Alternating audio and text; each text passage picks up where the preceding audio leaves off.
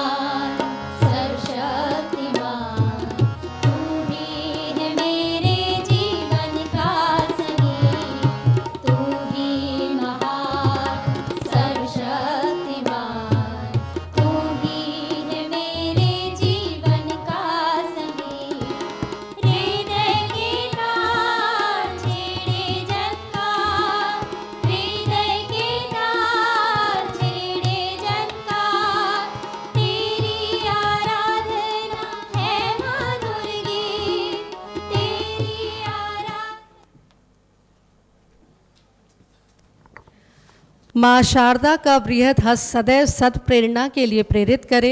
मैं सभी से आग्रह करती हूँ, सम्मानित मंच के साथ ही, कि वे कुलगीत के लिए यथास्थान खड़े हो जाएं।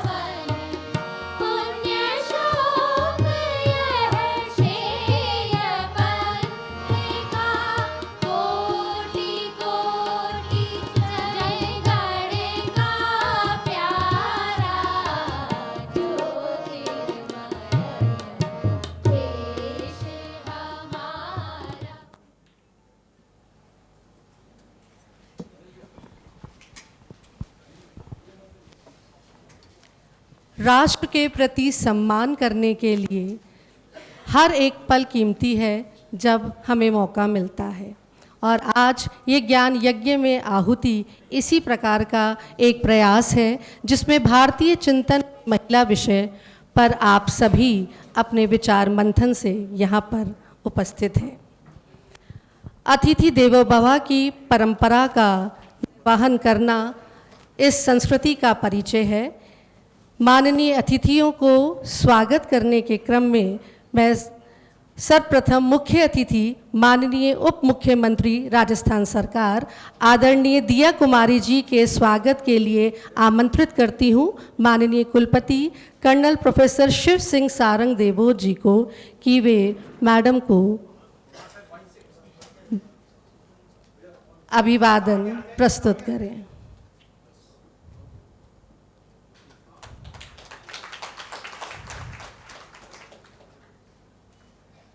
संस्कृति की पहचान मेवाड़ी पाग, उपरना, पुष्पगुच्छ सब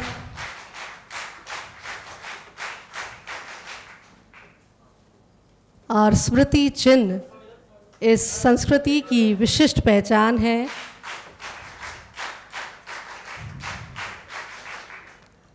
आपका हार्दिक स्वागत और अभिनंदन। मैं आयोजन सचिव प्रोफेसर शिवानी स्वर्णकार और युवराज जी से आग्रह करती हूँ कि वे मुख्य अतिथि को उपरना उड़ाकर इस अभिवादन के क्रम में उनका स्वागत करें।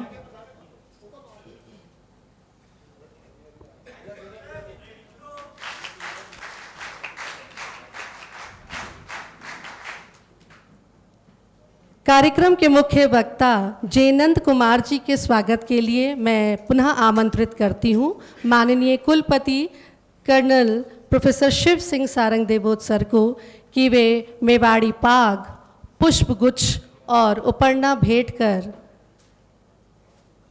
कार्यक्रम के मुख्य वक्ता का स्वागत करें।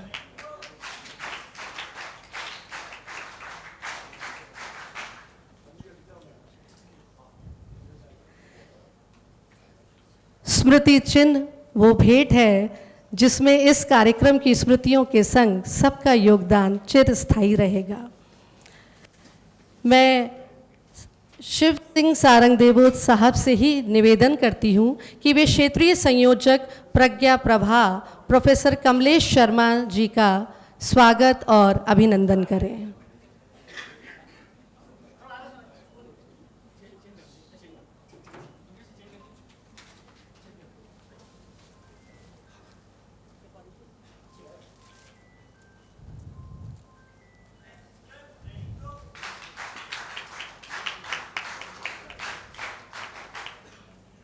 माननीय कुलाधिपति और कुल प्रमुख श्रीयुत BL गुर्जर साहब के स्वागत के लिए मेरा पुनः कुलपति साहब से निवेदन है कि वे मेवाड़ी पाग पहनाकर पुष्पगुच्छ और उपरना से श्रीमान का स्वागत करें, अभिनंदन करें।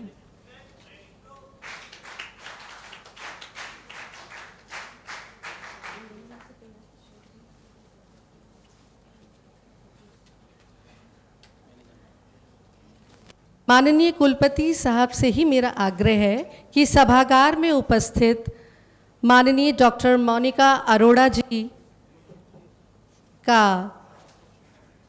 वे स्वागत और अभिनंदन करें। डॉक्टर मोनिका अरोड़ा जी अधिवक्ता उच्चतम न्यायालय नई दिल्ली से पधारी हैं और इस कार्यक्रम में आपकी उपस्थिति सम्माननीय है। आपका अभिवादन और स्वागत है।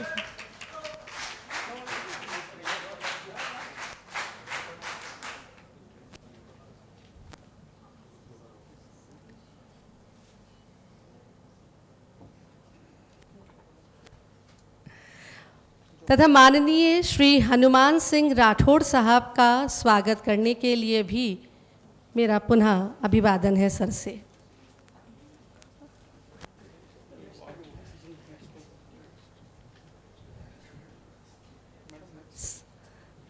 सर से मेरा आग्रह है कि हम राठौड़ साहब का अभिवादन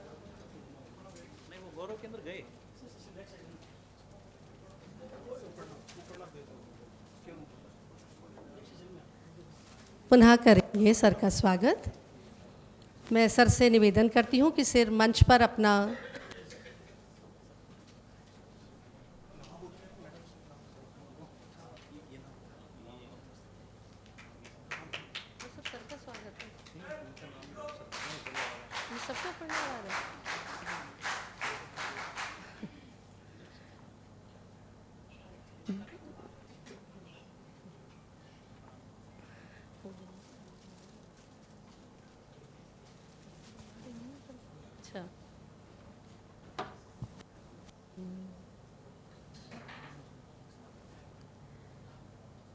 अभिवादन के इस क्रम में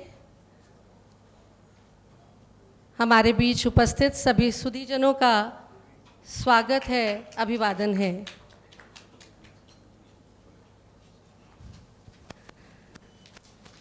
माननीय कुलपति महोदय ने सहर्ष इस कार्यक्रम को संपन्न कराने की स्वीकृति प्रदान की। सर के स्वागत और अभिनंदन के लिए मैं आमंत्रित करती हूँ सतीश जी को कि वे पधारें और सर का स्वागत करें। कमलेश जी से मेरा निवेदन है कि वे सारंग देवोत सर का उपरना उड़ाकर पाग पहनाकर अभिवादन करें।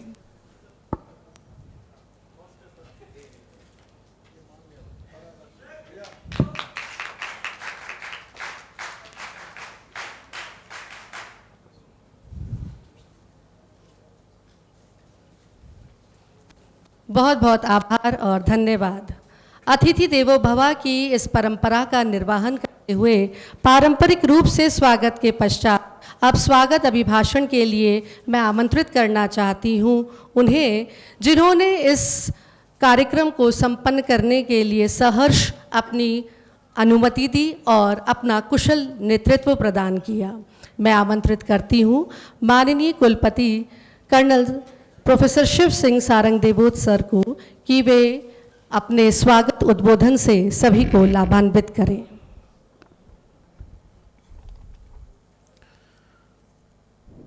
आज जनार्दन नगर राजस्थान विद्यापीठ तथा प्रज्ञा प्रभार के संयुक्त तत्वावधान में आयोजित इस राष्ट्रीय संगोष्ठी, जिसका विषय है भारतीय चिंतन में महिला, इस उद्घाटन सत्र में मैं हृदय की गहराई से आप सभी का स्वागत, वंदन, अभिनंदन करता हूं और हमें बहुत ही अत्यंत हर्ष व गर्व का अनुभूति हो रही है कि हमारे बीच हमारे लोकप्रिय उप मुख्यमंत्री माननीय दिया कुमारी विराजमान हैं। मैं सबसे पहले हमारी मुख्य अतिथि महोदया राजस्थान सरकार की माननीय उप मुख्यमंत्री आदरणीय दिया कुमारी जी का सादर अभिनंदन करता हूं। आपने अपने दूरदर्शी नेतृत्व, उत्कृष्ट प्रशासनिक कौशल से राजस्थान को प्रगति की नई दिशा दी है। आपके सुचारू और दूरदर्शी नेतृत्व से राजस्थान प्रदेश विकास के पथ पर अग्रसर हैं। आप नारी शक्ति की वह सशक्त प्रतीक हैं जो प्रशासनिक कौशल, राष्ट्र प्रेम और संवेदनशीलता को जीवंत करती हैं। आपका जीवन सफर वास्तव में प्रेरणादायी है। राज परिवार की गौरवशाली परंपरा में जन्म लेकर भी आपने केवल विरासत को संभालने का कार्य ही नहीं किया, बल्कि राजनीति और समाज सेवा में सक्रिय होकर जन जन की आवाज़ को मंच प्रदान किया। आप सवाई माधोपुर से विधायक, राजसमंद से सांसद और अब विद्यानगर से विधायक रहते हुए निरंतर जनसेवा में रत हैं। आपकी उप मुख्यमंत्री के रूप में नियुक्ति इस बात का प्रतीक है कि जनता ने आपकी दूरदर्शिता और सेवा हेतु समर्पण पर अटूट विश्वास किया है। आपके पास वित्त, पर्यटन, संस्कृति, पीडब्ल्यूडी, महिला एवं बाल विकास जैसे महत्वपूर्ण मंत्रालयों का दायित्व है और आप इन सभी में उत्साह, ऊर्जा और सक्रियता से कार्य कर रही हैं। नारी शक्ति के रूप में आप केवल प्रशासनिक कुशलता ही नहीं, बल्कि सांस्कृतिक और सामाजिक चेतना की भी ध्वजवाहक हैं। सिटी पैलेस, जयगढ़, दुर्ग, आमेर जैसे ऐतिहासिक धरोहरों का संरक्षण और शिक्षा व समाज सेवा के क्षेत्र में आपका सतत योगदान समाज को नई दिशा प्रदान कर रहा है। आपके व्यक्तित्व एवं कृतित्व में हमेशा आपकी वाणी और विचार सदैव समाज को जोड़ने और नई राह दिखाने वाले होते हैं। आपके जीवन का यह आदर्श पक्ष, जहां आधुनिक नेतृत्व और पारंपरिक मूल्यों का संगम है, हमें प्रेरित करता है। निश्चय ही आपके सानिध्य और मार्गदर्शन से यह संगोष्ठी और भी गरिमामय हो गई है। आपका स्वागत, वंदन, अभिनंदन। आज के मुख्य वक्ता हमारे माननीय श्री जे नंद कुमार साहब, अखिल भारतीय संयोजक प्रज्ञा प्रभार हार्दिक स्वागत करता हूं।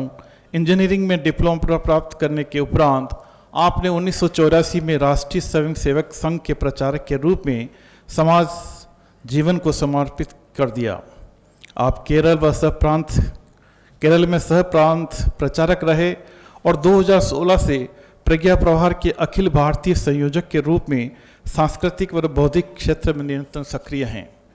आपकी 12 पुस्तकों में 6 मलयालम और 6 अंग्रेजी में प्रकाशित हैं। आपके विचार भारतीय संस्कृति और समकालीन समाज के मध्य सेतु का कार्य करते हैं। आपके उद्बोधन से हमें इस विषय की गहनता और व्यापकता को समझने का अवसर मिलेगा। आरोग्यम परमं भाग्यम स्वास्थ्यम सर्वार्थ साधनम। आरोग्य सबसे बड़ा धन है और स्वास्थ्य ही सभी उद्देश्यों की पूर्ति का साधन है। चरक संहिता के इन शब्दों के साथ मैं प्रज्ञा प्रहार के राजस्थान क्षेत्र संयोजक प्रोफेसर वैद्य कमलेश शर्मा साहब का सादर स्वागत वंदन अभिनंदन करता हूं। आपने आयुष मंत्रालय भारत सरकार से राष्ट्रीय आयुर्वेद संस्थान जयपुर में प्रोफेसर व विभागाध्यक्ष के रूप में दीर्घकालीन सेवा दी। आप वर्तमान में जयपुर में स्थित एक महिला विश्वविद्यालय में प्रो वाइस चांसलर के रूप में कार्यरत हैं। आपका स्वागत। हमारे कुलाधिपति श्री बेल गुजर साहब का अभिनंदन करता हूं। आप श्री की प्रेरणा और सतत मार्गदर्शन का सुफल है कि विद्यापीठ निरंतर प्रगति के पथ पर हैं। मैं इस अवसर पर हमारे सामने विराजमान हमारे देश की नामचीन एडवोकेट मैं डॉक्टर मोनिका अरोड़ा जी का हार्दिक अभिनंदन करता हूं। आप सुप्रीम कोर्ट व दिल्ली उच्च न्यायालय की अधिवक्ता हैं और भारत सरकार के अनेक मंत्रालयों JNU नालंदा विश्वविद्यालय के अधिवक्ता के रूप में आप सेवाएं दे रही हैं। आप दिल्ली विश्वविद्यालय छात्र संघ DSU के बहुत ही रिकॉर्ड मतों से अध्यक्ष का पद भी आपने सुशोभित किया। 2024 में के बाद आप निरंतर हमारे दिल्ली विश्वविद्यालय की कार्यकारी परिषद की सदस्य भी चुनी गई। आपका जीवन दर्शन तन समर्पित, धन समर्पित और ये जीवन समर्पित वास्तव में राष्ट्र सेवा का प्रतीक प्रेरक गीत है। धर्मो रक्षति रक्षितः, अर्थात जो धर्म की रक्षा करता है धर्म उसकी रक्षा करता है। आपका न्याय और सत्य के प्रति समर्पण इसी का मूर्तमंत उदाहरण है। मैं हमारे सामने विराजमान हमारे बहुत ही एक ऐसे विद्यार्थी जिसमें हमें गौरव की अनुभूति होती है, डॉक्टर प्रवीण खंडेलवाल हैं। हमारे भोपाल नोबल संस्थान की विद्या प्रचंड सभा के प्रोफेसर महेंद्र सिंह जी आगरे साहब हैं। हमारे राष्ट्र कवि आजाद शत्रु यहाँ हैं। साथ ही हमारे हरीश भाई हैं, अशोक सिंह भी हैं, ये भी हमारे विद्यार्थी रहे हैं। नवल सिंह जी विद्या प्रचंड सभा के एग्जीक्यूटिव मेंबर हैं। कुलदीप सिंह जी ताल अभी कहीं पधारे हुए, वो भी हमारे विद्या प्रचंड सभा के मेंबर हैं। मोनिका जी अरोड़ा का हमने अभी नाम संबोधित किया ही हैं। और इसके साथ ही यहाँ विराजमान सभी हमारे फैकल्टी मेंबर्स, प्रज्ञा प्रहार के सभी सदस्यगण, सभी हमारी डीन डायरेक्टर्स, HODs, सभी का मैं स्वागत वंदन अभिनंदन करता हूँ। और साथ ही मैं इस संगोष्ठी के आयोजन दल समितियों का भी मैं स्वागत करता हूँ। विशेष रूप से शिवांगी और हमारे डॉक्टर युवराज सिंह दोनों के अथक प्रयास से ये आयोजन सफल हुआ है। और आज आप जिस हम विषय पे चिंतन कर रहे हैं, भारतीय चिंतन महिला, अत्यंत गहन और बहुआयामी विषय हैं। यदि हम अपने प्राचीन ज्ञान परंपरा को और देखें, उपनिषदों को देखें, वेद पुराणों को देखें, तो हमें विदेशी नारियां हमें बौद्धिकता और आध्यात्मिकता के आधार पर हमारे इस देश को, महान अखंड भारत को कहीं ऊंचाई पे ले गई। आज हम देखते हैं कि भारतीय चिंतन में अगर हम नारी की बात करते हैं तो शब्द नारी के बारे में हम यही कह सकते हैं कि शब्द नई श्रुति हैं, चेतना नई चदाकाशा हैं, देह नई दर्शन हैं, प्रश्न नहीं समाधान है, नारी ब्रह्म की अभिव्यक्ति है। भारतीय दर्शन में यह स्त्री की बात करें, नारी की बात करें, महिला की बात करें तो नारी एक श्रुति है क्योंकि उसे सुनना आता है। नारी एक स्मृति है क्योंकि वह संस्कृति को याद रखती हैं। नारी एक काव्य है क्योंकि सौंदर्य से सत्य के यात्रा तक नारी ले जाती हैं। नारी एक तर्क है क्योंकि वह मौन से भी उत्तर देती हैं। नारी वह जो ऋचा है पर शब्द नहीं, अगर हम ऋग्वेद की बात करते हैं तब ऋषिकाओं का वर्णन मिलता है, उसमें ये मिलता है कि हमारी नारी मंत्र सृष्टा नहीं थी बल्कि स्वयं ऋचा थी। इससे बढ़कर नारी का कोई सम्मान नहीं हो सकता है। आप देखें जब वैदिक साहित्य की बात करते हैं, नारी की बात करते हैं, नारी को ब्रह्मवादिनी ऋषिका की संज्ञा दी गई है। कितनी अच्छी बात कही गई है कि नारी अस्य समाजस्य कुशल वास्तुकारा अस्ति। नारी समाज की आदर्श शिल्पकार हैं। भारतीय दर्शन का यह उल्लेख नारी शक्ति और निर्माण का आह्वान करता है। नारी सदैव अग्रणी रही हैं, प्रथमा रही हैं। और यदि हम इतिहास उठा के देखते हैं तो गार्गी, अपाला, अरुंधति, विश्वरा, घोषा, मैत्रेयी, लोपामुद्रा, आदित्य, उर्वशी, यमी, इंद्राणी आदि ऐसी विदिशा महिला रही हैं जिन्होंने शास्त्रार्थ कर अपने आप को स्थापित किया है। भारतीय चिंतन व संस्कृति को महती योगदान दिया है। इसको बढ़ाने में हमारे यहाँ नारी शक्ति स्वरूपा हैं, वह जगत जननी हैं। इसलिए हम कहते हैं I am hreem claim, Lakshmi, Saraswati, Durga हैं। और इसके दुर्गा के रूप में हम वंदनीय होकर समाज में आर्थिक, बौद्धिक और अन्य शक्तियों का भी हम प्राय नारी को मानते हैं। भारतीय चिंतन व परंपरा हमारे मातृशक्ति की वंदना करता है। और कितनी अच्छी बात कहता है, बात बहुत सुनते हैं लेकिन बहुत ही इफेक्टिव है। यत्र नारेस्तु पूजनते रमनते तत्र देवता। जहाँ नारी का सम्मान होता है वहाँ देवता प्रसन्न होते हैं। और देवता प्रसन्न होते हैं तो हमें बहुत ही जो कुछ हम मांगते हैं इस प्रकृति से, इस ब्रह्मांड से, सब कुछ मिलता है। नारी सम्मानित होगी तो राष्ट्र प्रगति की ओर होगा, नारी सशक्त होगी तो समाज सशक्त होगा। क्योंकि भारतीय संस्कृति में नारी सदैव से ही मूर्ति का विषय नहीं होकर शक्ति का विषय रहा है। ये संगोष्ठी नारी सशक्तिकरण की परिभाषा से आगे जाकर संस्कार, सेवा, नेतृत्व व आत्मनिर्भरता व राष्ट्र धर्म के सम्मानित दृष्टिकोण से देखने का एक अवसर प्रदान करेगा। शिक्षा में महिला की भूमिका, स्वास्थ्य सेवा में नारी का योगदान, न्याय व्यवस्था में महिला का नेतृत्व, राजनीति में भागीदारी, समाज सेवा में समर्पण। आप देखिए नारी कहाँ नहीं है आज।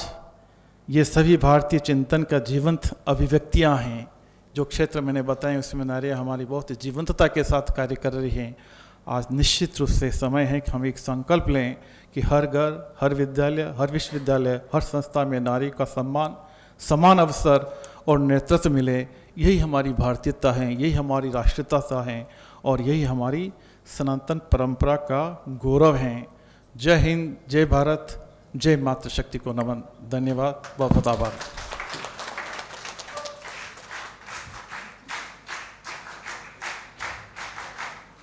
बहुत बहुत धन्यवाद, हृदय से आभार। आपके उद्बोधन में संक्षेप में भारतीय चिंतन में महिला विषय के सार को आपने प्रस्तुत किया, आपका आभार। इस संगोष्ठी का विषय महत्वपूर्ण होने के साथ ही प्रासंगिक भी है। विषय प्रवर्तन के लिए मैं आमंत्रित करती हूँ आयोजन सचिव प्रोफेसर शिवानी स्वर्णकार को, जो क्षेत्रीय संयोजक महिला आयाम प्रज्ञा प्रभा की एक बहुत ही महत्वपूर्ण भूमिका को निष्ठापूर्वक संपादित कर रही हैं। सरस्वती के इस प्रांगण में माँ शारदे, माँ भारती को नमन करते हुए आप सभी का सादर वंदे। सम्मानित मंच, प्रश्न ये है कि आखिर ऐसी क्या आवश्यकता पड़ी कि इस भारत भूमि पर हम खड़े होकर भारतीयों के बीच में ही भारतीय चिंतन में महिला विषय पर संगोष्ठी आयोजित करने की आवश्यकता पड़ी। दरअसल मध्यकाल में आक्रांताओं के कारण समाज में कुछ कुरीतियां आई और इसी समय पाश्चात्य जगत में नारीवादी आंदोलन हुए। वहाँ नारीवादी आंदोलन इसलिए हुए कि वहाँ लंबे समय से नारी प्रताड़ित हुई। ऐसे समय में इस देश में देश के विरुद्ध नेगेटिव विमर्श करने वालों ने इस नारीवादी आंदोलन को लुभावनी दवा के रूप में पेश करके इस देश की परिवार व्यवस्था एवं संस्कृति को कुठाराघात करने की कोशिश की, जिसके दुष्परिणाम हमारे सामने आए भी हैं। तो ऐसे समय में जैसे हनुमान जी को जामवंत जी ने उनकी शक्तियां याद दिलाई थी, ठीक आज इस देश की महिला को उसकी शक्तियाँ याद दिलाने की ज़रूरत है, उनको स्वबोध कराने की ज़रूरत है कि वह स्वयं शक्ति पुंज है, उन्हें किसी पाश्चात्य नारीवादी आंदोलन की ज़रूरत नहीं है। इस देश में ईश्वर की आराधना अर्धनारीश्वर के रूप में की गई है। इस देश में स्त्री पुरुष हमेशा पूरक रहे हैं, कभी प्रतिस्पर्धी नहीं रहे हैं।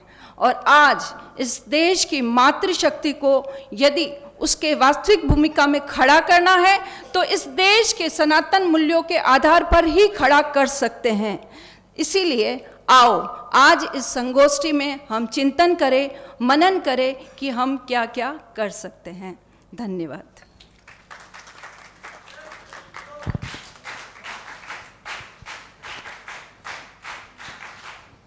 धन्यवाद शिवानी जी। आपके उद्बोधन में बहुत ही प्रासंगिक रूप से आह्वान किया गया और ऐसा ही आह्वान किया गया प्रज्ञा प्रभा के द्वारा।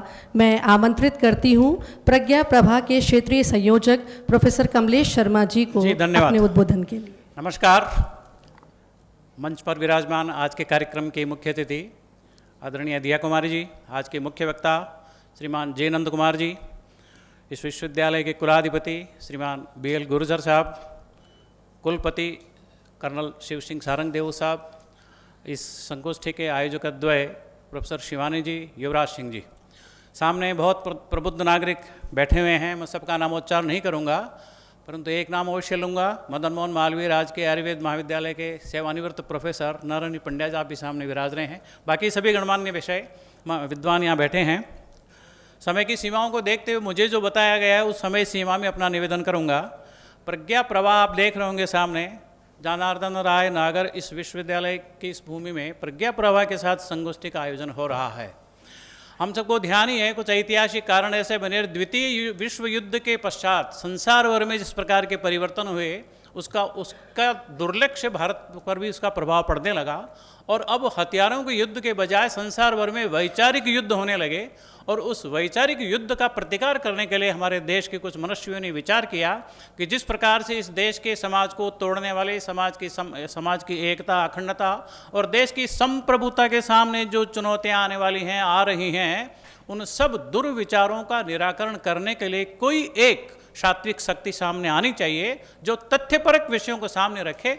और जिस प्रकार के समाज भंजक, देश तोड़ने वाले ऐसे नैरेटिव जो बनाए जा रहे हैं, उन सब नैरेटिव्स को समाप्त करके मूल स्रोत के साथ सारी जानकारी समाज के सामने लाई जाए। दुर्योग से जिस प्रकार का नैरेटिव उन लोगों के द्वारा खड़ा किया जाता रहा, हमारा संपूर्ण समाज उसका शिकार होता रहा। ऐसे में कोई तो भी एक इस प्रकार का प्लेटफॉर्म, मंच होना चाहिए जो तात्विक रूप से सत्य आधारित तथ्यों को समाज के सामने रखे और इस प्रकार के आने वाले नैरेटिव्स को चुनौती दे। जैसा इसके नाम से ही है, देश के जितने प्रज्ञावान प्रज्ञा पुरुष है, दुर्योग से वे भी उस धारा में बहने लगे। ऐसी स्थिति में इंटेलेक्चुअल्स जो समाज को दिशा देने वाले लोग हैं, उन सब में भी इस प्रकार का वैचारिक प्रवाह प्रवाहित हो, इस सदुद्देश्य को लेकर के कुछ मनीषियों ने कुछ दशक पूर्व प्रज्ञा प्रवाह प्रारंभ किया। देश भर में इसके कार्यक्रम इसी प्रकार के, जैसे आज संगोष्ठी हो रही है, समाज जीवन के विविध आयामों को लेकर इस प्रकार के अनेक कार्यक्रम देश भर में चलते रहते हैं। एक वाक्य में अगर समझना हो तो पूछा गया कि क्या इंटेलेक्ट आप सारे भारतीयों को इंटेलेक्चुअल्स बनाएंगे क्या? इसका एक वाक्य में उत्तर होता है, सारे भारतीय तो इंटेलेक्चुअल हैं, पर आज के जो तथाकथित इंटेलेक्चुअल्स हैं उनको भारतीय बनाना है। ये प्रज्ञा प्रवाह का उद्देश्य है। नमस्कार, धन्यवाद।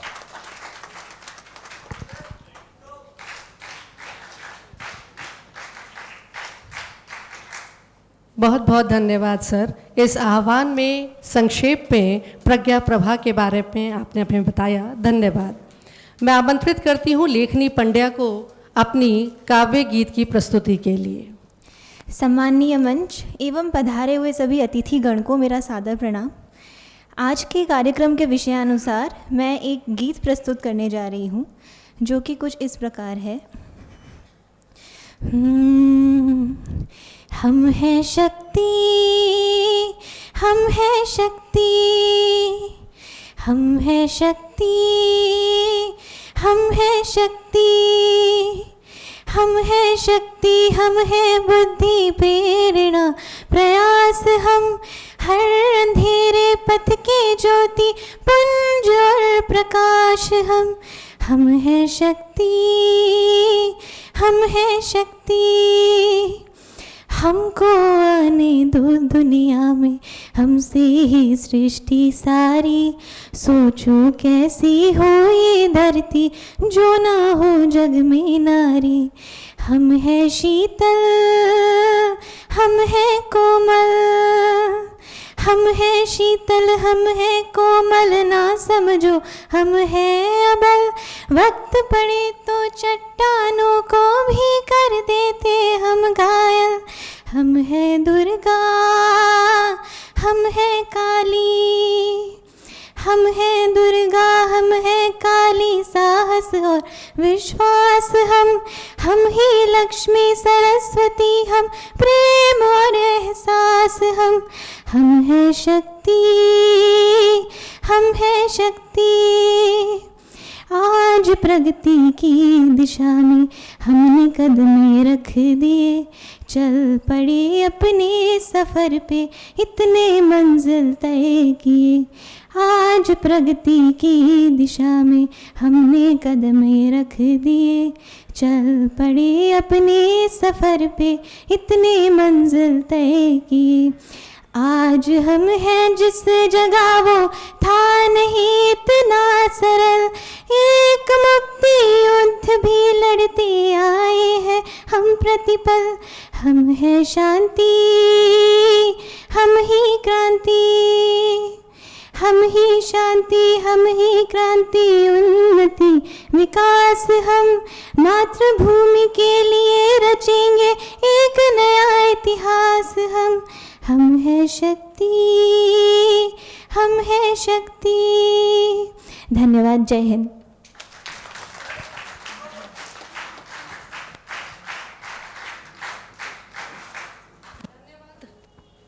धन्यवाद।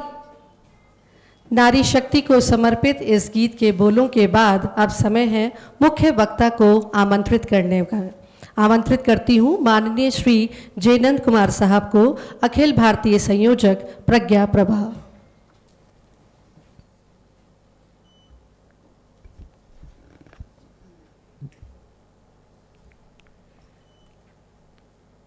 शिवशक्त्या युक्तो यदि भवति शक्तप्रभवितुं न चेदेवं देवो न खलु कुशलस्पन्दितुमपि। आदरणीय मुख्य अतिथि, राजस्थान राज्य के लोकप्रिय उप मुख्यमंत्री आदरणीय दिया कुमारी जी, जनार्दन राव नगर राजस्थान विद्यापीठ के आदरणीय कुलपति कर्नल प्रोफेसर शिव सिंह सारंगदेव जी,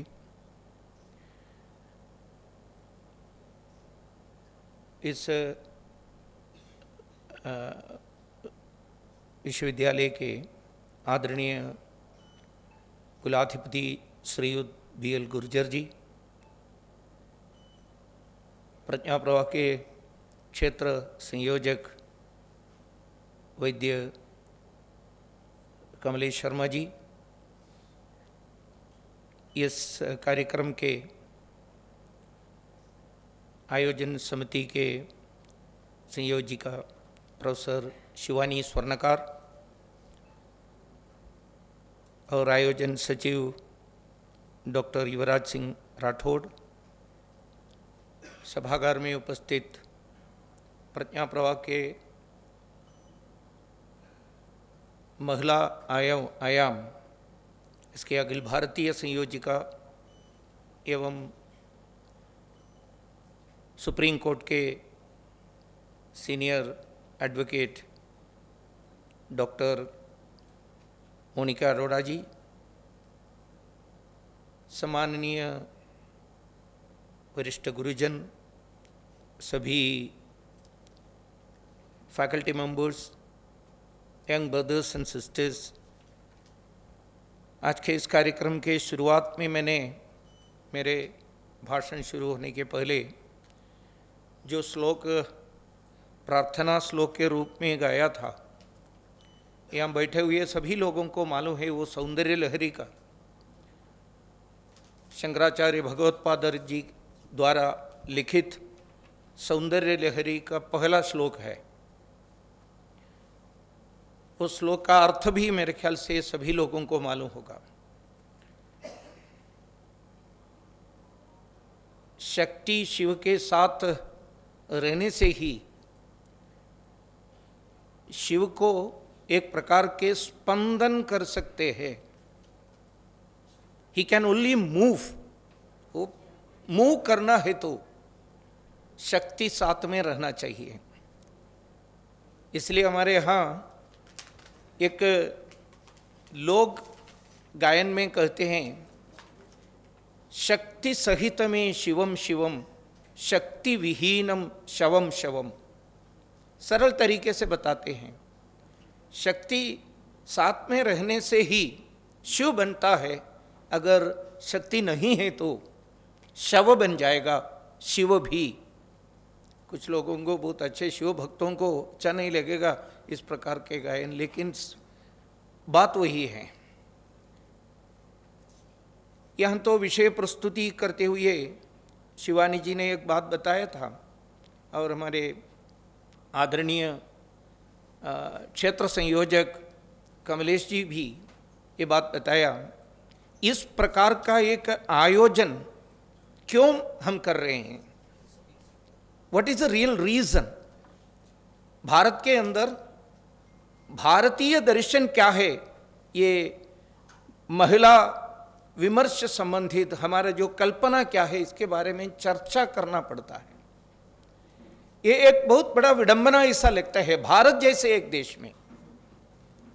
शुरुआत में मैंने बताया महिला को, शक्ति यानी महिला, स्त्री को इतना महत्व देने वाले एक संस्कृति जहां रहते हैं, ऐसे देश में आज महिला विमर्श संबंधित भारतीय कल्पना क्या है, ये चर्चा करना पड़ता है। इसका मुख्य कारण भी उन्होंने कम समय है था उनके पास, इसलिए उन्होंने बहुत कम शब्दों में ये बात रखने के लिए कोशिश किया। एक गलत विमर्श भारत में चल रहा है, कई सालों से शुरू हुआ था। कई सालों से भारत के अंदर जो आक्रमण हुआ था, इन्वेशंस, BC 300 से लेकर 225 से लेकर लगातार आक्रमण भारत में हुए। शुरुआत के आक्रमण, अगर पूरे आक्रमणों को एक क्रोनोलॉजिकली डिवाइड करके बताए तो पहला एक आक्रमण का दौर वो ग्रीक, हूण, शक, यवन, इस प्रकार के आक्रांताओं ने आक्रमण किया। और बाद में 5वीं शती, क्षमा कीजिए, 7वीं शती आते आते मुगलों के आक्रमण हुआ था। उसके बाद 14वीं शती, 15वीं शती में यूरोपियन कॉलोनियलिस्ट का आक्रमण हुआ। बाद में दूसरे प्रकार एक वैचारिक आक्रमण निरंतर चल रहा है, वो भौतिक विचारधारा के संघर्ष को आधार बनाते हुए स्वयं अपना विचारधारा को गठन किए हुए कम्युनिस्ट आक्रमण है। ये हम बैठे हुए कुछ लोगों को पहले वाला तीनों को मानते हैं, लेकिन ये चौथा ऐसा एक आक्रमण चल रहा है क्या? यहाँ कहाँ है communism? There is nothing left in left, ऐसा कहने वाले बहुत विचारक लोग यहाँ बैठे होंगे। Nothing left in left, politically में भी करेक्ट, राजनीतिक दृष्टि पर वो सच होगा, लेकिन वैचारिक दृष्टि पर कम्युनिस्ट विचारधारा के नया नया शेड्स का आक्रमण अभी चल रहा है। शुरुआत के आक्रमण वो मैंने जो बताया, ग्रीक, हूण, शक, यवन इत्यादि लोगों को जो आक्रमण, भारत उस समय इतना जबरदस्त शक्तिशाली थे, आंतरिक शक्ति इतना जबरदस्त था, इसलिए we were able to defeat, not only defeat, we were able to assimilate दम।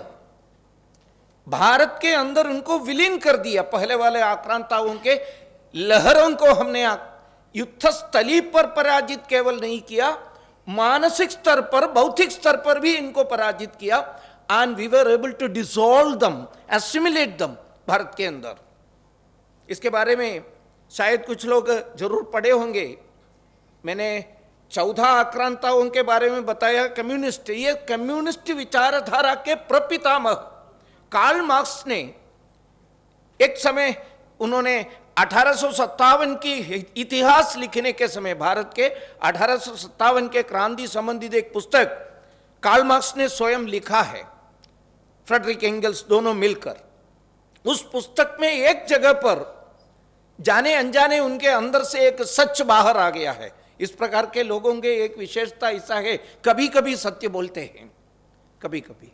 उस प्रकार का एक सत्य बाहर आया। वो सत्य ऐसा था, Arabs, Tartars, Turks, Afghans who successfully overran India were soon Hinduized according to the eternal law of history. Bharat में जो मैंने बताया पहला चरण आक्रमण का, ये पहला चरण के आक्रांताओं ने भारत के अंदर आ गया। सांस्कृतिक दृष्टि पर वो बर्बर था व्हेन कंपेयरिंग विद भारतीय कल्चर, भारतीय संस्कृति। इतिहास का एक चिरंतन नियम है, what is that eternal law of history. आक्रांता के संस्कृति अगर जहां आक्रमण किया उस देश के संस्कृति से भी पिछड़ा है तो वो आक्रांताओं के ऊपर श्रेष्ठ संस्कृति जहां है उस देश के संस्कृति उसके ऊपर प्रभाव डालेंगे। ये एक चिरंतन नियम है हिस्ट्री का, इतिहास का। मार्क्स बता रहे थे, according to the eternal law of history all these आक्रांताओं ने इन्वेडर्स वर सून हिंदुआइज्ड। हिंदुआइज्ड वो शब्द प्रयोग किया है मार्क्स ने। हिंदुआइज्ड मतलब मतांतरण किया, ये नहीं है। उन्होंने इस संस्कृति में विलीन हो गया है। मैं ज्यादा विस्तार से इसके बारे में नहीं बता रहा हूं। This was the condition of the first चरण ऑफ द आक्रमण। दूसरा चरण बताया मुगल आक्रमण या भारत के बाहर से आए हुए आक्रमण। कुछ लोग वो आक्रमण ऐसा मानते नहीं है, ऐसे भी इतिहासकार आजकल मिलते हैं, वो आक्रमण नहीं था। भारत में कुछ लोगों ने उनको स्वागत किया इधर आने के लिए, हमको अच्छे मनुष्य बनाने के लिए उनको लाया है, ऐसा कहते हैं कुछ लोग। ठीक है, वो तर्क वहां रहने दो, मैं उसमें नहीं फंसना नहीं चाहता हूं। लेकिन हम सभी को मालूम है बाहर से आकर यहां आक्रमण किया, कितने भी हमारे सांस्कृतिक केंद्रों को ध्वस्त कर दिया, विद्यालयों को, कलाशालाओं में को ऊपर आक्रमण किया। कितने यूनिवर्सिटी से यहां था, वो सभी यूनिवर्सिटीज को आक्रमण करके नष्ट करने के लिए कोशिश किया। कुछ हद तक उन्होंने कम से कम हमारे जो भौतिक घटनाओं को नष्ट करने में वो एक प्रकार से सफल भी हुआ। नॉट ओनली दैट, हमारे यहाँ के कस्टमरी इंटेलेक्चुअल एजुकेशनल प्रैक्टिसेस को भी उन्होंने आक्रमण किया। To the extend, Kumbh Mela अभी अभी संपन्न हुए, एक कुंभ मेला का जो ऑर्गेनाइजेशन के ऊपर भी आक्रमण किया। So we were not able to celebrate Kumbh Mela for long years at that time. So it has affected a bit. पहले वाला आक्रमण बहुत ज्यादा अफेक्ट नहीं किया, मैंने बताया, उनको हमारे अंदर विलीन कर दिया। दूसरा आक्रमण हमारे वैचारिक प्रैक्टिसेस के ऊपर, एजुकेशनल प्रैक्टिसेस के ऊपर थोड़ा प्रभाव डाला है। देन केम द यूरोपियन आक्रमण।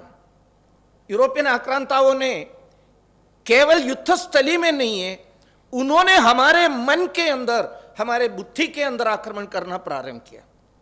वो आक्रमण के साथ साथ उन्होंने एक नैरेटिव वॉर भी खड़ा कर दिया। तब से लेकर, I am not saying narrative war, ये विमर्श का युद्ध अभी अभी शुरू किया ऐसा नहीं है, वो पहले से ही शुरू करके आए हैं।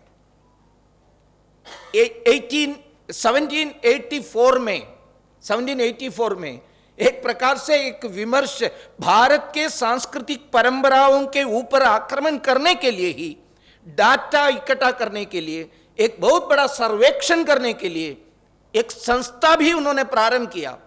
युद्ध स्थली पर आक्रमण है, इसके साथ साथ हमारे ऊपर वैचारिक आक्रमण करने के लिए एक संस्था प्रारंभ किया। यहां बैठे हुए कुछ हिस्ट्री, पॉलिटिकल साइंस प्रोफेसर्स को अच्छा नहीं लगेगा मैं वो नाम बताने के समय, विलियम जोन्स द्वारा प्रारंभित यानी शुरू किए हुए एशियाटिक सोसाइटी 1784 में, why it was started, what was the purpose? हमें से बहुत सारे लोग सोचते हैं भारत को, भारत की ताकत को समझाने के लिए उन्होंने यह शुरू किया, ऐसा कहने वाले लोग हैं। अगर विलियम जोन्स ऐसा एक प्रयोग 1784 में शुरू नहीं किए तो भारत कैसे, भारत की ताकत के बारे में उनको समझदारी मिलने वाला है, ऐसा पूछते हैं। लेकिन सही में what was the real purpose? Purpose was to disintegrate, divide, disseminate Bharat के सांस्कृतिक धाराओं को, भारत के समाज के अंदर बाइनरी क्रिएट करने के लिए, जातिगत, वर्गगत, जेंडर बेस्ड डिविजन लाने के लिए यह प्रयोग किया है। इसके लिए उन्होंने बहुत सारे लोगों को काम दिया है यह सर्वेक्षण करने के लिए। इसके साथ साथ भौतिक समृद्धि, भारत के भौतिक समृद्धि कहां कहां है, कहां कोल मिलते हैं, कहां सोना मिलता है, कहां कॉपर मिलते हैं, ये सब उन्होंने अन्वेषण किया। वो अन्वेषण ठीक तरह से करने के लिए इस प्रकार के प्रयोग बहुत गुप्त तरीके से उन्होंने अपनाए। अगर it is for Bharat, Bharat के अंदर से भारत के विदुषी लोग, भारत के पंडित लोग उसमें रहना चाहिए था, but they never open the membership of Asiatic society for Indians. Not only Indians, not even a single non-English person was allowed to get membership in Asiatic Society for long 44 years. 1828 में non-English persons को membership देना प्रारंभ किया। तब तक केवल English लोगों ने उसमें रहा। वहां से लेकर अगर आप गहराई से अध्ययन किया है तो आपको मालूम होता है महिलाओं के बीच में, भारत में महिलाओं के ऊपर हमेशा उत्पीड़न चलते रहते थे। महिलाओं को भारत के अंदर कभी मनुष्य इस रूप में माना नहीं है, इस प्रकार का नैरेटिव भी उन्होंने खड़ा कर दिया है। एक प्रकार से कुछ कहीं किसी एक घटना को उठाकर, आजकल ऐसा भी होता है, स्पोरेडिक इंसिडेंट्स को एक प्रकार से जनरलाइज करते हुए विमर्श खड़ा करने का तरीका आज भी है, उस समय भी इस प्रकार किया है।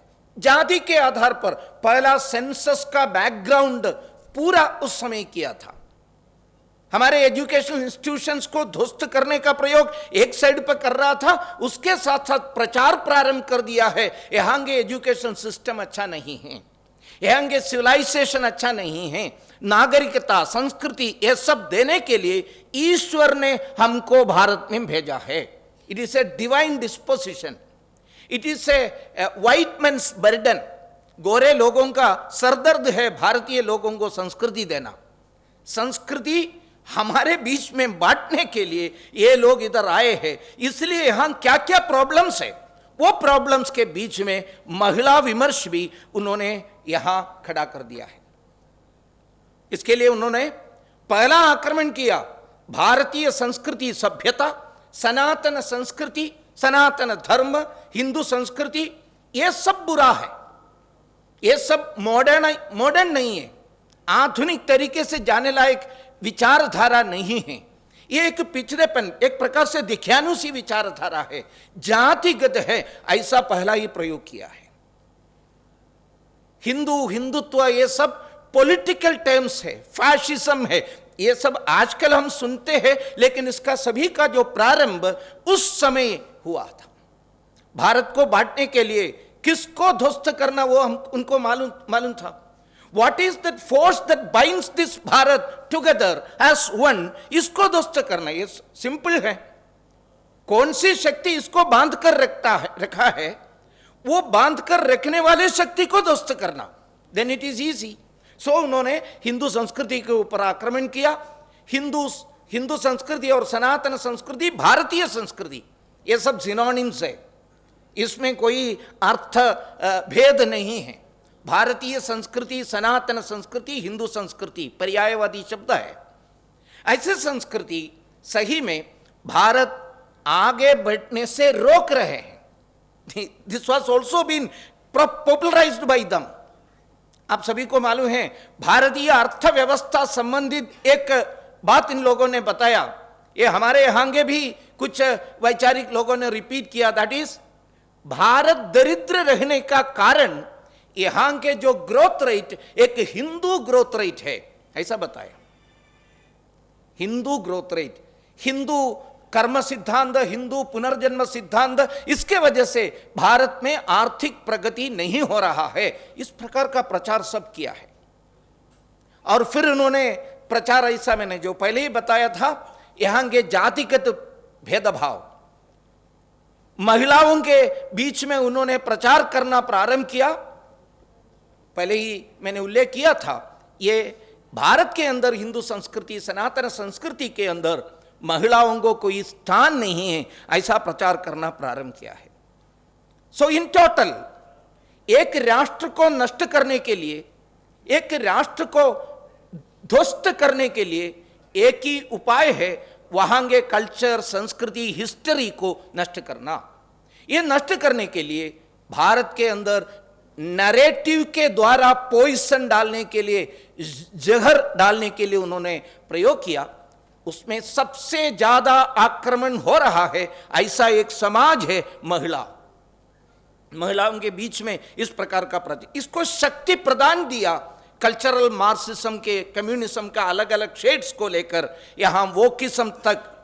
पहला टेक्निकल सेशन में मुख्य वक्तव्य देने के समय हनुमान जी ने बहुत अच्छी तरह इस विषय के बारे में बताया। कुछ लोग जरूर उस समय सुनने के लिए थे, इसलिए मैंने उसमें ज्यादा नहीं जा रहा हूं।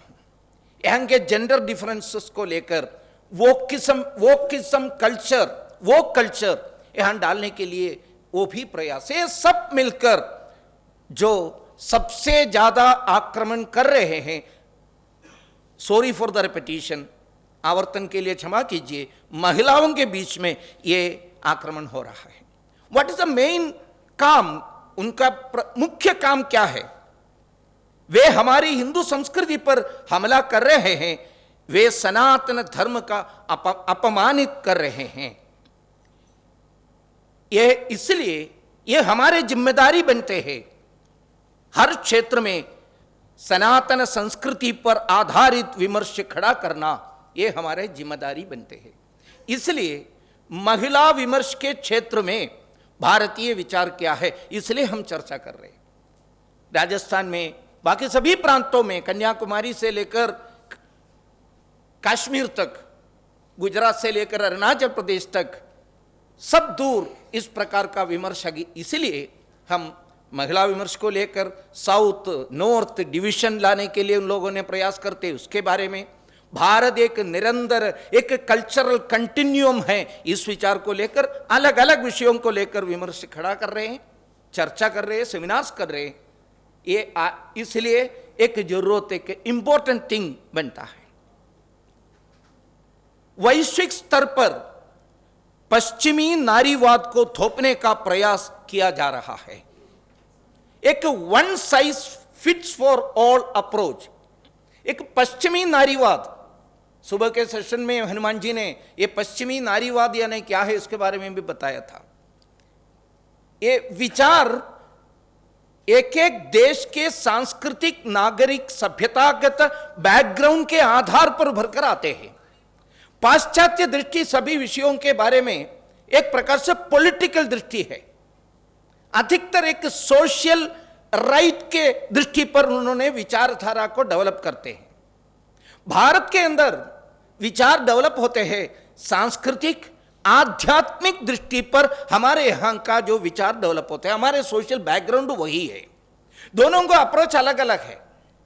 पाश्चात्य दृष्टि में हमेशा राइट्स को प्रमुखता देते हैं, पॉलिटिकल पावर को प्रमुखता देते हैं। देखिए, राष्ट्र इस एक अच्छा उदाहरण है, राष्ट्र संबंधित कंसेप्ट। पाश्चात्य देश में नेशन स्टेट है, स्टेट प्रोसीड्स नेशन, मतलब नेशन बनने के पहले स्टेट आते हैं। स्टेट मतलब power, political power. Political power है वहां के मुख्य बात। ये पावर मिलने के लिए समाज के अंदर आपस में लड़ने के लिए बाइनरी क्रिएट करने का एक विचार वहां बनते हैं। महिला नारीवाद भी इस बैकग्राउंड में वहां डेवलप हो गया।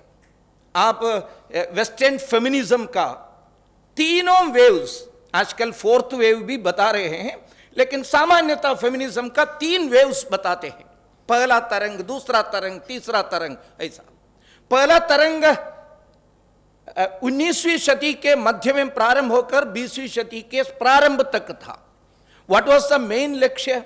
मेन लक्ष्य पुरुषों के खिलाफ लड़ना और पुरुषों के तहत वहां उनको सफरेज माने वोटिंग पावर मिलना है। ये सुनते ही आपको थोड़ा शॉक लगेगा। The so called advanced developed western nations were not allowing महिला for to vote till 1928 fully. ये कुछ साल पहले इंग्लैंड में, लंदन में बहुत बड़ा एक आनंद नृत्य करने वाले महिलाओं के प्रदर्शन देखने को मिला। What was it?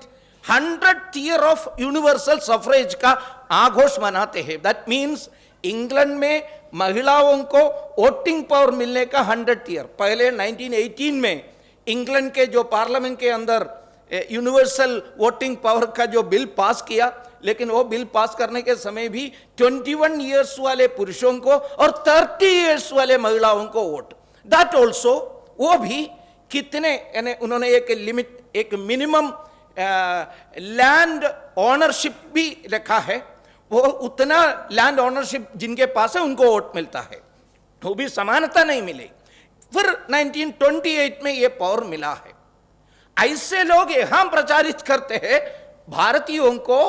भारतीयों ने भारतीय संस्कृति में महिलाओं को तुल्य पद नहीं दे रहा है, ऐसा प्रचार कर रहे हैं।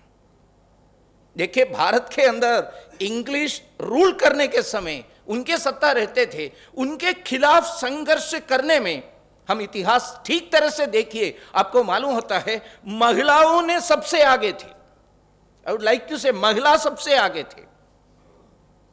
रानी अब्बक्का के 300 साल का जो अभी हमने मनाया भी था। रानी अब्बक्का कर्नाटक के रानी हैं। वो रानी अब्बक्का पोर्तुगीज के खिलाफ युद्ध किया। पोर्तुगीज के खिलाफ पुरुषों की सेना खड़ा करके उन्होंने युद्ध किया। If women were not allowed to participate in social activities, educational activities, how come Rani Abbakka fought against Portuguese? Not only fought, she led the पुरुषों की सेना के नेतृत्व करके उन्होंने युद्ध किया। वहां उस समय एक बड़ा घटना भी हुई थी। रानी अब्बक्का के पतिदेव पैसा के लालच में शायद होगा, उन्होंने पोर्तुगीज के साथ में गए। स्वाभाविक रूप में रानी अब्बक्का भी पुरुष के साथ जाना चाहिए, क्योंकि यहाँ के प्रचार उस प्रकार का है, पुरुष जो कुछ करते वो महिला पीछे जाकर करना है, इसलिए पुरुष मर गया है तो सती अनुष्ठान करना है, इस प्रकार का प्रचार करते हैं। सती का कारण क्या है ये सब आप सभी को मालूम है। I don't want to go much deep into that. इसका डायरेक्ट रिलेशनशिप किसके साथ है ये भी आप सभी को मालूम है। जब आक्रांताओं ने यहाँ आकर पुरुषों की हत्या किया, इसका मुख्य उद्देश्य में एक यहाँ के दौलत और यहाँ के महिलाओं के ऊपर आक्रमण करने के लिए है, चोरी करने के लिए। वो उस दृष्टि पर किए होंगे, क्योंकि हमारे प्राचीन साहित्यों में कितने भी देव देवियां हैं, उनमें इस प्रकार के अनुष्ठान करने वाले लोगों को कहानी हमको देखने को नहीं मिलते हैं। Anyway, I don't want to explain much about that. Anyway, Bharat के अंदर ऐसा ही जाना चाहिए ऐसा प्रचार है, लेकिन रानी अब्बक्का 300-350 साल पहले जब उनको कुछ लोगों ने इस प्रकार का ज्ञान देने के लिए प्रयास किया, देखिए आपके पुरुष पुर्तगाल के साथ गया, आप भी जाना चाहिए ऐसा बताने के समय what was Rani Abbakka answer? Rani Abbakka ने बताया, यहाँ के धर्म मेरे को सिखाते हैं जब देश खतरे में है तो एक महिला देश धर्म का परिपालन करना चाहिए। उन्होंने पत्नी धर्म नहीं, देश धर्म को पालन करना चाहिए। So that was a condition. इस प्रकार बहुत सारे उदाहरण है। I don't want to go much deep into that. At that time, what was going on in the so-called forward, developed, advanced Western countries? वहाँ क्या हो रहा था? There was strong discussions going on, huge discussions. Especially, I am not trying to belittle any religion, but वहाँ के religious headquarters में चर्चा हो रहे थे. What was a चर्चा? महिला ह्यूमन बीइंग है क्या या नहीं। कार्डिनल के नेतृत्व में चर्चा हो रहा था whether we can consider women as a human being, मनुष्य प्रजाति का है क्या या नहीं। कुछ लोगों ने फिर बताया ये कब हुआ था, 200-300 साल पहले की कहानी में बता रहा हूं। बाद में कुछ लोगों ने बताया ये देखिए ये महिला मनुष्य जाति नहीं, ऐसा कहना ठीक नहीं, क्योंकि ईसा मसीहा के माता जी भी महिला थी ना।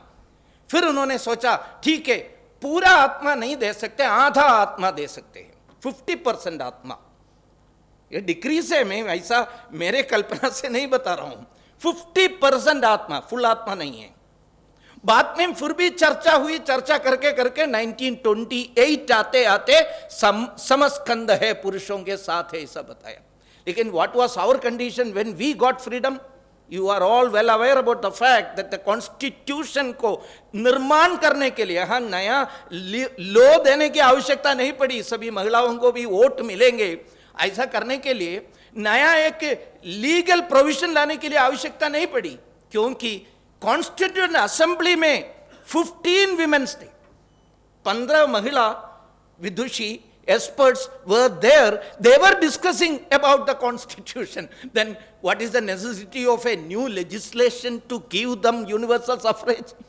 यहां वो चर्चा भी नहीं थी, क्योंकि कॉन्स्टिट्यूशन बनाने वाले लोग में कौन कौन है, मेरे नहीं आपका भी, केरल से एक पिछड़े हुए जाति वर्ग के महिला दाक्षायणी वेलायुधन सहित राजकुमार कौर जैसे, अम्मू स्वामीनाथन जैसे 15 लोग थे, 15 महिला थे। That was our condition. So फिर भी कुछ लोगों ने जानबूझकर प्रयास करते one size fits all approach, एक सही से एक आकार सबके लिए लागू होना, ये यहां वो फेमिनिस्ट चिंता लाने के लिए कोशिश करते। First wave was for voting power, second for social equality and legal provisions, तीसरा वेव आकर बताया इंटरसेक्शनैलिटी, ये नया विचार उन्होंने लाया पाश्चात्य देश में। इसको वो भी ज्यादा विस्तार से चर्चा करने के लिए समय ज्यादा चाहिए, मैंने उसमें नहीं जाऊंगा। इस प्रकार 3 वेव्स हुए, वो तीनों वेव में अलग अलग प्रकार के विचार रखा। वो विचार का एक अंडरलाइंग प्रिंसिपल क्या है, अंडरलाइंग प्रिंसिपल मैं बता रहा हूं, कहीं पर लिखा नहीं है, पुरुष, men are enemies of women, that's all. Men सही में पुरुषों के शत्रु है, this is the underlying principle. So if you want to get equality, क्या करना पड़ेगा? पुरुषों के जैसा वेश पहनना है, पुरुषों के जैसा हमको समानता मिलना चाहिए, तो पुरुषों के जैसा वेश पहनना, पुरुषों के जैसा व्यवहार करना, स्त्री के शक्ति के आधार पर खड़ा करना, यह नहीं बताया था। दैट्स व्हाई भारत के अंदर सामान्यतः नारीवाद नहीं है, यहां शक्तिवाद है। अगर वाद की जरूरत है तो भारत में महिलाओं की कल्पना शक्तिवाद है। अगर एक वाद आपको आवश्यकता है, ये क्यों बताते हैं? भारतीय महिला दर्शन, मोस्ट अप्रोप्रिएट नेम भारतीय महिला दर्शन है, उस प्रकार का विचार यहां खड़ा होकर आ गया है। इसी संदर्भ में अनेक समाजों ने अपने अपने ढंग से नारी विचार का स्वरूप गढ़ा, जिसे प्राय नारीवाद का स्वदेशी संस्करण कहा जाता है। यह दृष्टिकोण स्थानीय परंपराएं, विश्वासों और इतिहास में निहित है। अनेक उदाहरण इसके लिए बताने के लिए है। यहाँ राजस्थान के, हम केवल राजस्थान का नहीं है, पूरे विश्व के सबसे महत्वपूर्ण ऐसा कह सकते हैं, ये शक्तिवाद का, भारतीय महिला दर्शन के आधुनिक काल का, मैं आधुनिक काल ही कह रहा हूं, मीरा भाई, मां बीरा, उन्होंने एक उत्तम दर्शन उन्होंने हमारे सामने रखा था। एक उदाहरण बताते हैं। मेरा भाई एक बार मंदिर के गर्भगृह में प्रवेश करने के लिए कोशिश किया, यानी आध्यात्मिक अनुभूति से हो, एक प्रकार से इंस्पायर्ड होकर अंदर जाने के लिए कोशिश किया। एक पुरुष पुजारी ने उनको रोका, उस समय रोकर बताया आप महिला है इसलिए अंदर नहीं जा सकते, केवल पुरुषों के लिए जा सकते हैं। What was her answer? उन्होंने बताया सच्चा पुरुष तो केवल परम पुरुष है, बाकी कोई पुरुष नहीं है। वे पुरुष के वेश होंगे, लेकिन वो सब सही में स्त्री है। पुरुष एक ही है, वो सच्चा पुरुष है, परम पुरुष है, ऐसा कहा। दिस इज द शक्तिवाद ऑफ भारत। ये महिला दर्शन ये है। श्री रामकृष्ण परमहंस हमेशा कहते थे, श्री रामकृष्ण परमहंस के गुरुदेव तोतापुरी के द्वारा बताए हुए जो बात है, नारी पुरुष का अंदर एक प्रकार से हमारे अंदर ज्ञान आने तक ही है विभेद, तब तक इसके बाद स्त्री और पुरुष का भेद नहीं है, ऐसा बताते हैं। There are so many examples if we can take from Veda से लेकर उपनिषदों से लेकर इस प्रकार का भारत का ये महिला विचार का आपको मिलते हैं। पुराण में, विष्णु पुराण में विष्णु जी और नारद के बीच में एक, विष्णु पुराण में एक बहस हो रहे है। बहस इस विषय के ऊपर है, जेंडर डिफरेंस है क्या या नहीं, महिला पुरुष डिफरेंस है क्या नहीं। This were all discussed in Veda, Brihadaranya, Upanishad and Puranas. Discussion में विष्णु जी नारद को बता रहे हैं there is no difference, it is there, कोई भेद नहीं है। फिर नारद मानने के लिए तैयार नहीं था। धन विष्णु जी उनको पता, ऐसा है तो एक परीक्षा में दे दूं, ओ दे दीजिए, ठीक है। ये तालाब, सामने एक झील थे, झील में उन्होंने पता डुबकी लगाओ, डुबकी किया, अंदर गया, बाहर आने के समय नारद एक सुंदरी युवती बन गई। सुंदरी युवती, उनके भाव चेष्टा सब महिला के जैसा हो गया। फिर तुरंत उनकी शादी भी हो गई, बच्चे हो गए, कष्ट, संतोष, दुख, संतोष, सुख, ये सब मिलकर आना हो गया। फिर उनको लगा ये सांसारिक दुख में मैं कैसे जाऊं, एक महिला इस दृष्टि पर। विष्णु जी तुरंत आए, आकर विष्णु जी ने नारद को बताया फिर से एक बार वो झील पे डुबकी लगाओ। डुबकी लगा के बाहर आ गया, वो पुरुष बन गया था। There is no difference. Vishnu Purana भी कहते हैं आत्यंतिक आपका जो आत्मदृष्टि जब आते हैं तब यहां या किसी भी डिफरेंस नहीं है, ऐसा बताते हैं। बौद्ध परंपरा, सांख्य दर्शन, यहां हमारे जो विषय भारतीय दर्शन में महिला ये है। भारतीय दर्शन से रिलेटेड कितने भी ग्रंथ आप लिखिए, बौद्ध दर्शन में भगवान बुद्ध भी कहते हैं मोक्ष का मार्ग उन सभी के लिए खुला है जो लौकिक लिंग भेद, लैंगिक भेद के ऊपर उठते हैं। उसके ऊपर उठने वालों को ही मोक्ष मिलते हैं। भारतीय दृष्टि नारीवाद को उन्हें बताया तो अस्वीकार करते हैं। इस प्रकार हमको मिलते हैं। बृहदारण्यकोपनिषद में ये भी बताकर मैं समाप्त करूंगा। बृहदारण्यकोपनिषद में सृष्टि के बारे में वर्णना है, कैसे सृष्टि हुई। बाकी कई जगह पर अगेन डोंट, मेरे ऊपर आरोप नहीं लगना, मैं किसी धर्म को, किसी मजहब को नीचे करके दिखाने के लिए बता रहा, ऐसा नहीं है। देखिए what is the concept of srishti in other संस्कृतिस, अगर नागरिकता खुदा ने तय किया सृष्टि शुरू करेंगे, इसके लिए कुछ बिल्डिंग मटेरियल्स इकट्ठा कर दिया। वो बिल्डिंग मटेरियल्स चाहिए ना। अगर आप बाहर रहकर निर्माण करना है तो you need cement, you need steel, तब जाकर आपको बना सकते हैं। यहां की सृष्टि ऐसा नहीं है, स्वयं भगवान सृष्टि बन रहा है, वहां बाहर रहकर सृष्टि करते हैं। दैट मीन्स ईश्वर वहां कभी भी सृष्टि के साथ नहीं रहते। This is the fundamental difference. वहां तो बिल्डिंग मटेरियल्स लेकर काम करना शुरू किया, गोल बनाया, एक दिन में चंद्रमा, सूर्य भगवान को निर्माण किया, उसके अगले दिन और रात निर्माण किया। अगर पूछना नहीं चाहिए दिन रात क्यों उस समय बनाया, ऐसा क्वेश्चन पूछ नहीं सकते। अंत में कुछ बिल्डिंग मटेरियल्स बचे, उस समय मेरे रूप में पुरुष का निर्माण किया। जेनेसिस आप पढ़ लीजिए, जेनेसिस में बताते हैं खुदा के रूप में। दैट मीन्स इसलिए होगा यहां महिलाओं की संख्या कम है इस कार्यक्रम में, महिला विमर्श के बारे में चर्चा होते हुए भी, क्योंकि वो वेस्टर्न इन्फ्लुएंस होगा। वेस्टर्न कंसेप्ट में ईश्वर के रूप में केवल एक ही सृष्टि है, वो पुरुष। That's it.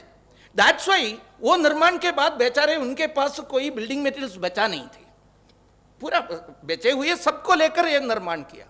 तब ही बिकेम बोर्ड, एक बोर लगना प्रारंभ किया। उन्होंने कंप्लेन किया, क्या किया मेरे को, ये तो ठीक नहीं है। इसलिए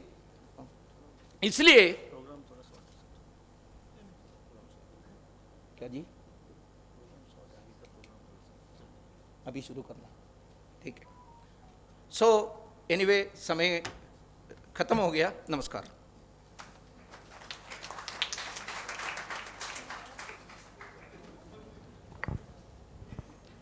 धन्यवाद। आपने ऐतिहासिक और सांस्कृतिक परिप्रेक्ष्य से इस महत्वपूर्ण विषय पर अपने प्रस्तुत किए। आपका बहुत आभार।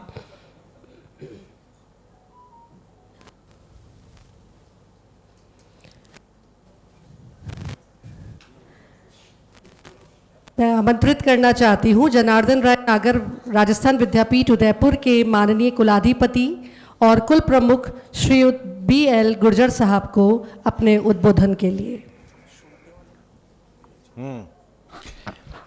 निर्देश मिला है, शॉर्ट में ही बोलना है।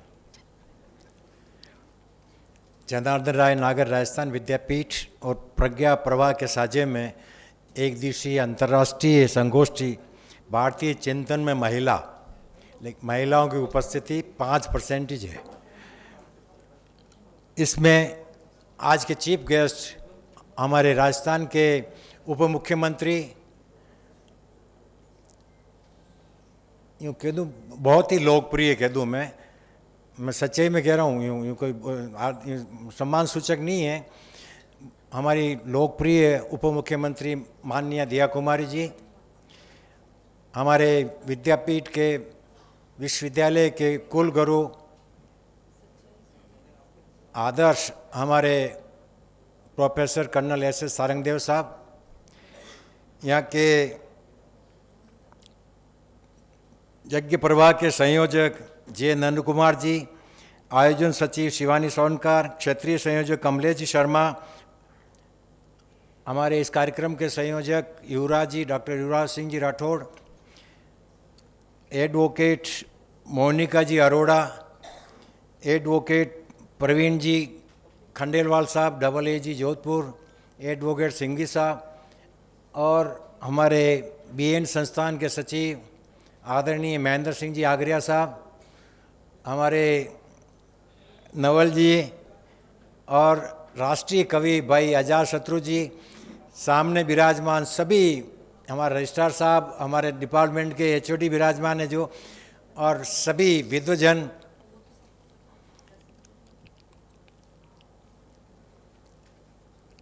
आज जो इस विषय है भारतीय चिंतन में महिला, इसके ऊपर परम श्रद्धेय नंद कुमार जी ने और हमारे पूर्व वक्ताओं ने और हमारे ऊर्जावान कुलगुरु श्रीमान सारंगदेव साहब ने विस्तार से आपको बताया, और शायद आप अब जो है माननीय मुख्यमंत्री उप मुख्यमंत्री महोदया की निर्देश या आदेश या क्या कहते हैं विचार सुनने के लिए आतुर हैं। मैं विद्यापीठ से सबसे पहले आदरणीय मुख्यमंत्री महोदय का, उप मुख्यमंत्री, बार बार मैं मुख्यमंत्री बोल रहा हूँ, अब मैं बाद में और बताऊँगा इसके ऊपर। मैं ये राजस्थान विद्यापीठ की स्थापना जनार्दन राय नागर ने 1937 में रात्रि प्रौढ़शाला से की, और उस समय विद्यापीठ या अपने प्रदेश में या मेवाड़ में पढ़ना पढ़ाना भी एक सामाजिक अपराध ही माना जाता था 37 में। और उसके बाद पहले इसी विद्यापीठ की जो अभी ब्रांच है अजमेर में, वहाँ 1927 में हरिभाऊ जी उपाध्याय ने महिला आश्रम के नाम से वहाँ जो एक स्थापना की, संस्था की, जो आज भी उसी नाम से संचालित है, और वहाँ 1000 छात्राएं अध्ययन कर रही है अभी भी। इसलिए मैं पहले इसलिए कहना चाह रहा हूँ कि विद्यापीठ ने महिलाओं को जो राष्ट्रीय योगदान में जागृत के लिए बहुत पहले से ही कार्य कर रही है। अब आया बात कि हमारे महिलाओं का योगदान में तो रामायण महाभारत काल से ही महिलाओं की प्रमुखता रही है। वो दोनों ही धार्मिक ग्रंथों से ही आज ये अपना हिंदू राष्ट्र ये भारत देश चल रहा है, यूँ मान लो आप, और वही रीति रिवाज वही परंपराएं चल रही है। और सारी वो रामायण और महाभारत के नायक जो हैं, मैं तो महिलाओं को ही मानता हूँ, चाहे द्रौपदी जी हो चाहे सीता हो। तो महिला की पूजा तो सदियों से होती आई है। अब अपन कह दें कि महिला योनि है, महिला की पूजा सदियों से होती आई है। अब आज इस कार्यक्रम की सफलता को मैं यही मानता हूँ कि कार्यक्रम सफल हो गया। जो ही सुना कि हमारे कुल गुरु ने बताया कि साहब हमारे प्रदेश के उप मुख्यमंत्री दिव्या कुमार जी आ रही है और इस विषय पे आ रही है, तो यह जहाँ राजस्थान के उप मुख्यमंत्री महिला हो और वो महिला ही ऐसी हो जो उसकी पैदाइशी राजघराने से हो और वो राजघराना भी ऐसा हो कि इस प्रदेश के सबसे बड़ा राजघराना, उससे पैदाइश महिला अगर यहाँ एक आपके छोटे कार्यक्रम में इस महिलाओं कार्यक्रम में आ रही है, तो अब इसके कार्यक्रम की सफलता तो वैसे ही होगी। आपके कार्यक्रम की सफलता वैसे ही होगी महिलाओं की कि आज राजघराने वाले, अब नाराज मत होना मैडम, राजघराने वाले राज करने में बहुत कठिनाई होती है। उनके उस जमाने के राज करने में और आज के राज करने में दिन रात का फ़र्क हो गया है, और वो राज कराने वाले जैसे पब्लिक के बीच जाना बहुत मुश्किल बात है।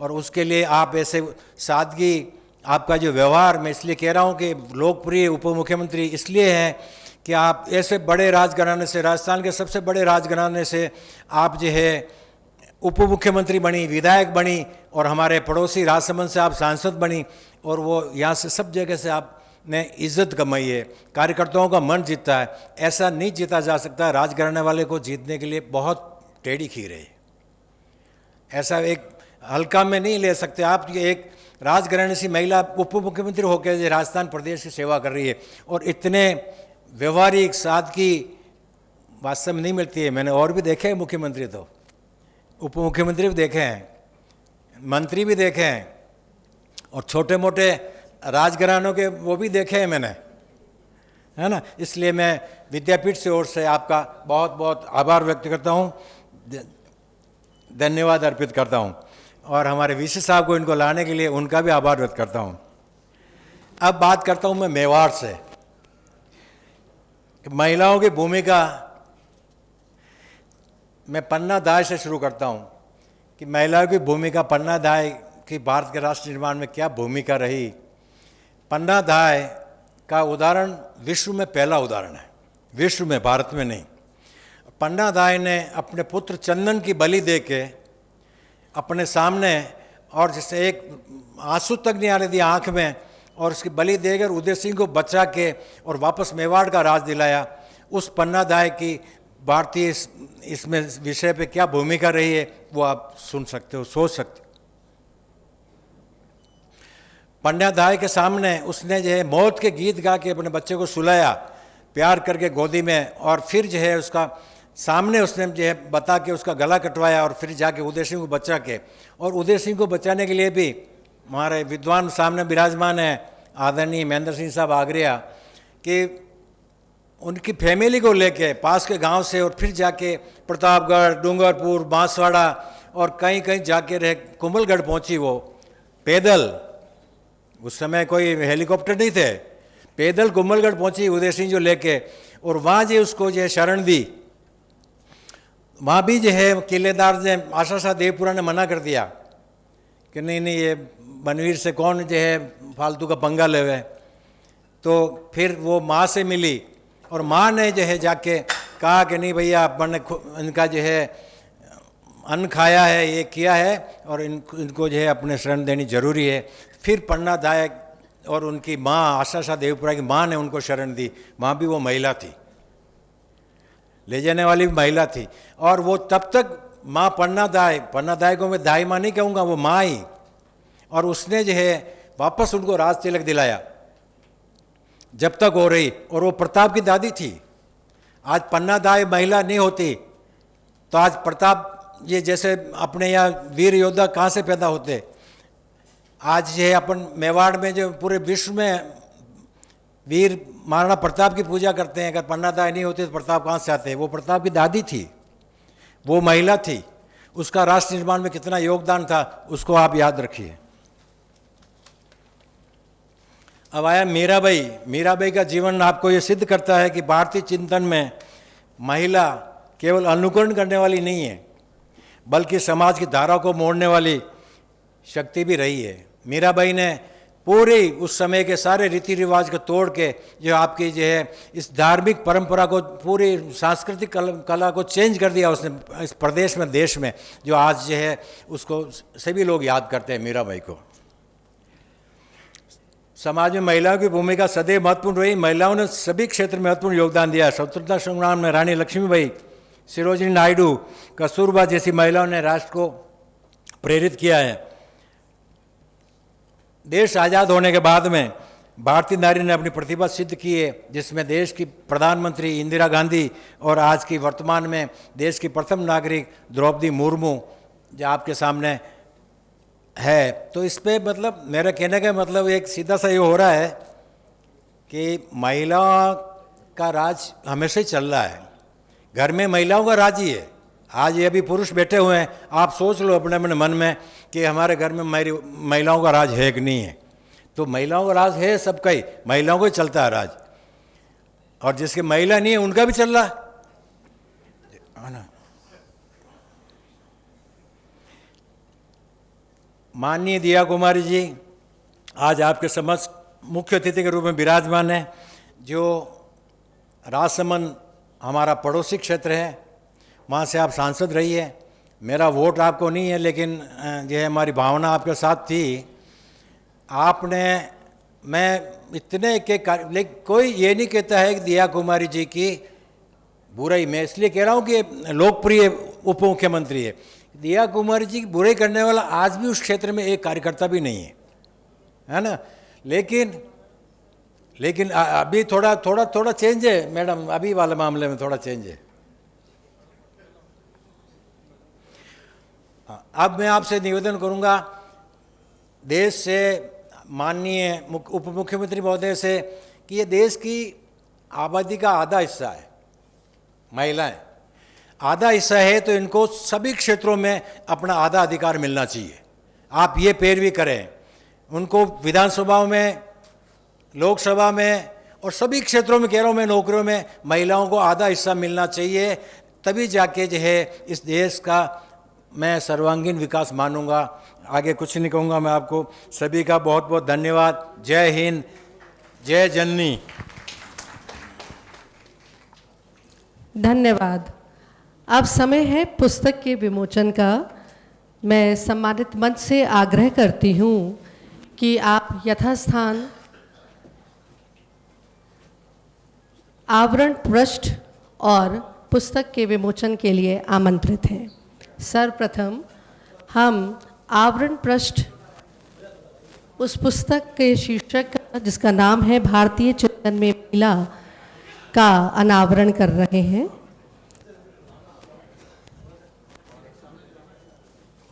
राष्ट्रीय संगोष्ठी में जितने शोध पत्र आए हैं इस पुस्तक में प्रकाशित हो रहे हैं। पुस्तक का शीर्षक है भारतीय चिंतन में महिला।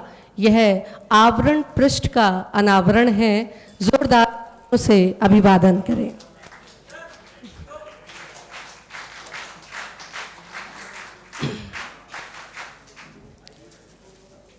प्रोफेसर शिव सिंह सारंग देवूत साहब एक ऐसा नाम है जो अकादमिक क्षेत्र में सशक्त हस्ताक्षर हैं। उनकी पुस्तक, जो कि डॉक्टर चंद्रेश कुमार चतलानी साहब के साथ लिखी गई है, पाइथन प्रोग्रामिंग, इस पुस्तक का भी विमोचन किया जा रहा है। सम्मानित मंच से आग्रह है कि वे इस पुस्तक का अनावरण करें। जोर से हम अभिवादन करते हैं। बहुत बहुत धन्यवाद।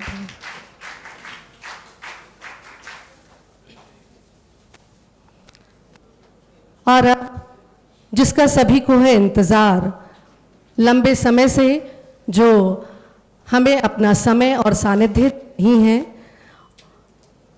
राजस्थान में महिला शक्ति की एक विशिष्ट पहचान रखने वाली, राजस्थान की यशस्वी और हमारे कार्यक्रम की मुख्य अतिथि आदरणीय दिया कुमारी जी, उप मुख्यमंत्री राजस्थान सरकार से अब मैं आग्रह करती हूँ कि वे उद्बोधन से सभी को लाभान्वित करें।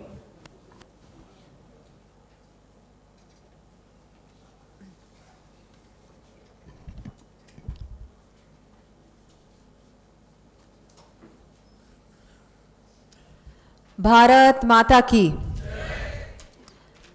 प्रज्ञा प्रवाह द्वारा आयोजित राष्ट्रीय संगोष्ठी भारतीय चिंतन में महिला के कार्यक्रम में हम सभी का मार्गदर्शन करने के लिए, और मुझे लगता है इतना अच्छा आपका सभी उद्बोधन सुन रहे थे, बीच में आपको बीच में रोकना पड़ा, लेकिन मैं तो भाई साहब आपको यही कहूँगी कि फिर से सुनने का मुझे अवसर मिलेगा तो पूरी बात सुनने का अवसर मिलेगा, क्योंकि जिस तरह से विषय रखा आपने, पौराणिक समय से लेकर अभी तक क्या हो रहा है हमारी सोच के साथ, महिलाओं के साथ, जिस तरह से हमको इन्फ्लुएंस किया जा रहा है, प्रोग्राम किया जा रहा है, उसके बारे में आपने विस्तार से रखी बात, बहुत अच्छा लग रहा था। लेकिन फिर बीच में ही आपने, अब दोबारा अगर सुनने का अवसर मिलेगा तो मेरा सौभाग्य होगा। हमारे माननीय जे नंद कुमार जी, अखिल भारतीय संयोजक प्रज्ञा प्रवाह पधारे हैं, मैं उनका बहुत बहुत राजस्थान की धरती पर स्वागत करती हूँ, अभिनंदन करती हूँ। श्री भंवरलाल जी गुजर साहब, कुलपति विश्वविद्यालय, आपने मेरी ज़्यादा ही प्रशंसा कर दी, इतनी प्रशंसा के योग्य मैं नहीं हूँ, लेकिन प्रयास करूँगी कि अच्छा काम करूँ।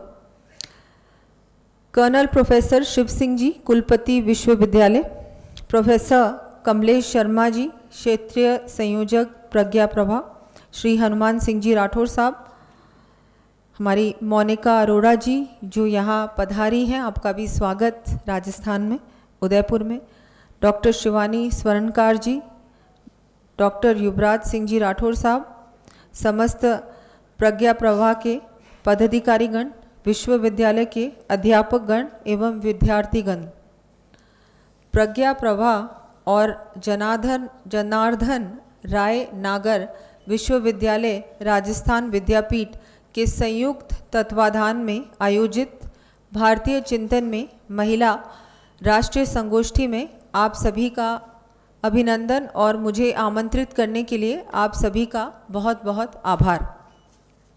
राजस्थान विद्यापीठ मेवाड़ क्षेत्र का प्रसिद्ध शिक्षा का केंद्र है। यहाँ से हजारों की संख्या में विद्यार्थियों ने शिक्षा प्राप्त कर देश विदेश में संस्थान का नाम रोशन किया है। उदयपुर सहित आसपास के जिलों में बालिकाओं की उच्च शिक्षा का महत्वपूर्ण केंद्र रहा है।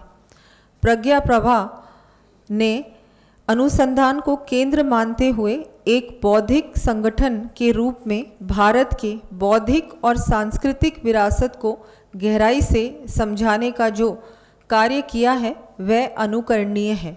हिंदुत्व और सनातन धर्म को मजबूती प्रदान करने के लिए प्रज्ञा प्रवाह देश और समाज की दिशा और दशा बदलने के लिए हर स्तर पर कार्य करने को तत्पर है, जो कि प्रशंसनीय और प्रेरणादायक है। देश की आधी आबादी रखने वाली महिला वर्ग की विकसित भारत के लक्ष्य प्राप्ति में महत्वपूर्ण भूमिका है और आज हर क्षेत्र में महिलाएं अपनी प्रतिभा और कौशल के माध्यम से प्रेरणादायी उदाहरण प्रस्तुत कर रही हैं। महिलाओं की भूमिका और शक्ति पर यदि हम चर्चा करें तो आप पाएंगी कि महिला हमारी सनातन संस्कृति में देवी और शक्ति के रूप में दर्शाई गई हैं। महिलाओं में मैं तो ये कहूँगी कि महिलाएं हमारे, जैसा कि भाई साहब ने आपके सामने जब विषय रखा कि पौराणिक काल में जिस तरह से भारत की महिला की जो भूमिका थी, हम लोग सामने युद्ध में सामने लड़ती थी, हम कहीं भी किसी से कम नहीं थी। पुरुषों के साथ कंधे से कंधा मिलाकर हम लोग युद्ध हो, प्रशासन हो, हर प्रकार से महिला बहुत ज़्यादा, मैं कहूँगी कि आज का अगर आप देखें, आज की तुलना करें उस युग से, तो महिला आज इतना कुछ नहीं कर रही जितना उस समय करती थी। लेकिन कहीं ना कहीं कुछ ऐसा हुआ है जिसकी वजह से आज महिला अपने आप को समझती है कि नहीं, शायद मुझे आवश्यकता है अपने आप को प्रूव करने की कि मैं ऐसा क्या करूं। हम लोग बहुत बार क्या करती हैं कि किसी की बातों में आकर प्रयास करती हैं, हम लोग करती हैं कि नहीं, हम लोग चलो धरना प्रदर्शन करते हैं, हम इस तरह का कुछ करते हैं जिससे कि हम अपनी शक्ति दिखानी पड़े। हमको दिखाने की आवश्यकता नहीं है, ये शक्ति हमारे अंदर है और मुझे लगता है अगर हम सचमुच में चाहें तो हमको कोई रोक नहीं सकता, पर उसको इस प्रकार से दिखाने की आवश्यकता नहीं है। हम लोग अपने आप में ही बहुत कुछ हैं, चाहे हमारे अंदर हर प्रकार के स्वरूप हैं। हमारे अंदर माँ लक्ष्मी भी है, हमारे अंदर माँ सरस्वती भी है, माँ शारदा भी है, माँ दुर्गा भी है और माँ काली भी बन सकती है। तो हमको किसी से ऐसा नहीं सोचना है कि हम कहीं भी किसी प्रकार से कम हैं, नहीं है। लेकिन अभी जो आवश्यकता है वो ये है कि अभी की जो परिस्थितियां हैं उनको भी हम लोग समझें और इनमें किसी भी प्रकार से जो प्रभाव डाला जा रहा है, हमको प्रभावित किया जा रहा है, इन्फ्लुएंस किया जा रहा है, उसमें हम लोग ना आए, उससे बचें। और हमारी भूमिका बहुत बड़ी है। मेरे पास एक लंबा चौड़ा भाषण है, मैं अब उसमें नहीं पढ़ रही। मुझे लगता है जो विषय है उसमें आना चाहिए। आज आपने मुझे यहाँ आमंत्रित किया है तो मुझे लगता है मुझे अपनी बात सचमुच में रखने की आवश्यकता है कि आज क्या हो रहा है, आज हम महिलाओं के साथ क्या हो रहा है, जो नई पीढ़ी है महिला उसके साथ क्या हो रहा है। हम धीरे धीरे हमारी संस्कृति, हमारे संस्कार को तो दूर छोड़ गए हैं, भूलते जा रहे हैं। और जो जिम्मेदारी है कि हम हमारी नई पीढ़ी को संस्कार भी सिखाएं, हमारी भारतीय संस्कृति के बारे में भी बताएं, उनकी शिक्षा में भी इसको भी हम उनको बताएं। हमारे जो इतिहास है, जो गौरवशाली इतिहास है हमारे भारत का, वो तोड़ा मोड़ा इतिहास नहीं जिसको हमने बहुत वर्षों से सीखा है। शायद मैंने भी स्कूल में वही सीखा होगा और आपने भी, लेकिन जो सचमुच का इतिहास है भारत का, उसके बारे में हम उनको बताएं। क्योंकि हम लोग जानते हैं कि सच्चा इतिहास क्या है और जो इतने वर्षों से वामपंथियों ने तोड़ा मोड़ा इतिहास को, वो इतिहास क्या है। तो हमारे भारत का सच्चा असली जो इतिहास है उसको बताएं। इतनी सारी हमारे इतिहास में कहानियां हैं, ऐसी महिलाएं हमारे भारत में जन्म लिया, ऐसी महिलाओं ने जिस पे हमको बहुत गर्व है, पूरे विश्व को गर्व है। अभी मीराबाई की बात कही आपने, पन्नाधाई की, रानी झांसी की, अहिल्याबाई होलकर, ऐसे कितनी महिलाएं हैं जिनका बहुत बड़ा योगदान रहा है, उनके बारे में बताएं, उनसे प्रेरणा लें। ये महिला का कर्तव्य है, हर महिला का अपने घर में करना है। और जो ये भारी इन्फ्लुएंस है, जो वोकिज्म की बात की अभी भाई साहब ने, वो वोकिज्म बहुत ज़्यादा फैल रहा है, हम लोग देख रहे हैं, समाज में है, हमारे घरों में भी है। हम लोग हर चीज़ का मानते हैं प्रमाण दो, अच्छा ऐसा होता था, ऐसा हुआ था, पर ये क्यों हुआ था और ऐसा क्यों करना है, हमको ये कस्टम क्यों करनी है, ये रीति रिवाज क्यों करने हैं। ठीक है, अच्छी बात है। वैसे हमारी संस्कृति में हर चीज़ का भी प्रमाण है। जो भी हम लोग करते हैं, चाहे हम व्रत रखते हैं, कोई पूजा करते हैं, हम लोग हमारे त्योहारों में जो कुछ करते हैं ना, पूजाएं भी करते हैं, रीति रिवाज करते हैं, उसका साइंटिफिक भी रिसर्च की गई है कि वो सब सही है जो भी हम लोग करते हैं। मुझे वेस्टर्न कल्चर के बारे में नहीं मालूम कि उनका है कि नहीं है इतना साइंटिफिक, हमारा ज़रूर है। तो ये सारी बातें आपको अपने नई पीढ़ी को बतानी है, परिवार में करनी होगी। ये मुझे लगता है हमारा कर्तव्य है, एक महिला का कर्तव्य है। आज की जो भारतीय महिला है ना, मुझे लगता है हम सबका सामूहिक प्रयास हम सबको करना चाहिए। अगर हम ये नहीं करेंगे तो नई पीढ़ी भूल जाएगी, क्योंकि बहुत ज़्यादा इन्फ्लुएंस हो रहा है ये सोशल मीडिया। आपने देखा होगा क्या क्या नहीं हो रहा आजकल। ऐसी हमारी महिलाओं का अपमान होता है सोशल मीडिया में, जो कोई कभी सोच भी नहीं सकता। और जो अच्छा काम कर रही है महिला, उनके बारे में भी हमको बोलना चाहिए, उनके बारे में हमको और प्रचार प्रसार करना चाहिए। वो हम लोग नहीं करते, हम सिर्फ वो नेगेटिविटी की ओर बढ़ रहे हैं। तो आज का जो युग है, जो ये ऐसा युग है जिसमें बहुत सारी ऐसी फोर्सेस हैं, ऐसे बहुत सारे अलग अलग मुझे लगता है कि बाहरी जो ये लोग हैं, या जो फोर्सेस ही कहूँगी मैं, जो हमको तोड़ने के प्रयास कर रहे हैं कि ये जो हमारे भारत का जो एसेंस है, जो हमारी संस्कृति, हमारा इतिहास, हमारी सोच, इसको प्रभावित करने का जो चल रहा है ये सब कुछ, इसमें हमको एक युद्ध है ये। वैसे देखा जाए आज का जो युद्ध है वो विचारों का ही युद्ध है। अब वो दूसरा वाला युद्ध तो होता है, वो भी होता है, ऐसा नहीं है, हो भी रहा है हमारे विश्व में, लेकिन भारत इससे बचा हुआ है। क्योंकि हमारे माननीय प्रधानमंत्री जी, मैं धन्यवाद दूंगी उनका, वो जो सोचते हैं, जिस तरह से भारत को आगे ले जा रहे हैं और हर प्रकार से योजनाओं के माध्यम से और हर प्रकार से भारत को एक बहुत ही ऐसी विश्व की एक बहुत ऐसी शक्ति बनाई है उन्हें, महान शक्ति जो हम लोग बन चुके हैं। और ये सब कुछ पूरा विश्व ने भी पहचाना है। हमको जो सम्मान मिल रहा है वो माननीय प्रधानमंत्री जी के प्रयासों की वजह से मिल रहा है, पूरे विश्व में जो मिल रहा है। और सही समय पर सही निर्णय भी वो लेते हैं और बहुत ज़रूरी भी है।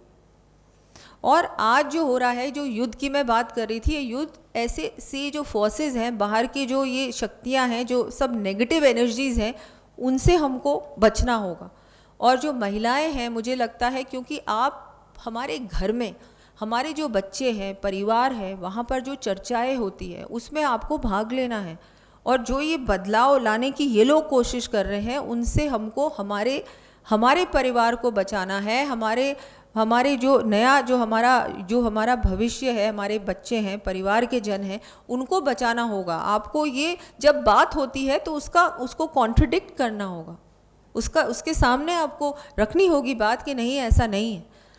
हमारा जो भारत को तोड़ना आसान नहीं है। बहुत लोगों ने प्रयास किए पर वो कभी भी उनको सफलता नहीं मिली और ना मिलेगी। लेकिन महिलाओं को मिलकर, इसमें एक साथ मिलकर हमको भी प्रयास करना होगा कि ऐसा नहीं होने देंगे। हम हमारे कल्चर को, हमारी संस्कृति, हमारे जो इतना हमारा गौरवशाली चाहे इतिहास बोलें, लेकिन या हमारा जो जिस तरह से हमारा हर प्रकार से हमारे परिवार है, हम जिस तरह से हमारे भारत को इतना संगठित करके रखा हुआ है, हम लोग कभी भूल नहीं सकते कि जो हमारे पूर्वजों ने हमारे लिए किया। आज हम स्वतंत्र हैं, उनकी वजह से आज हम ये इंडिपेंडेंट भारत में जी रहे हैं। ये सब हमको ना तो खुद भूलना है, ना किसी को भूलने देना। उससे पहले का हमारा इतिहास, ये सब चीज़ें हमको हमारे नई जनरेशन को सिखाने का काम, बार बार बताने का काम, और अगर वो भटक रहे हैं तो भटकने नहीं देने का काम भी हमको ही करना होगा।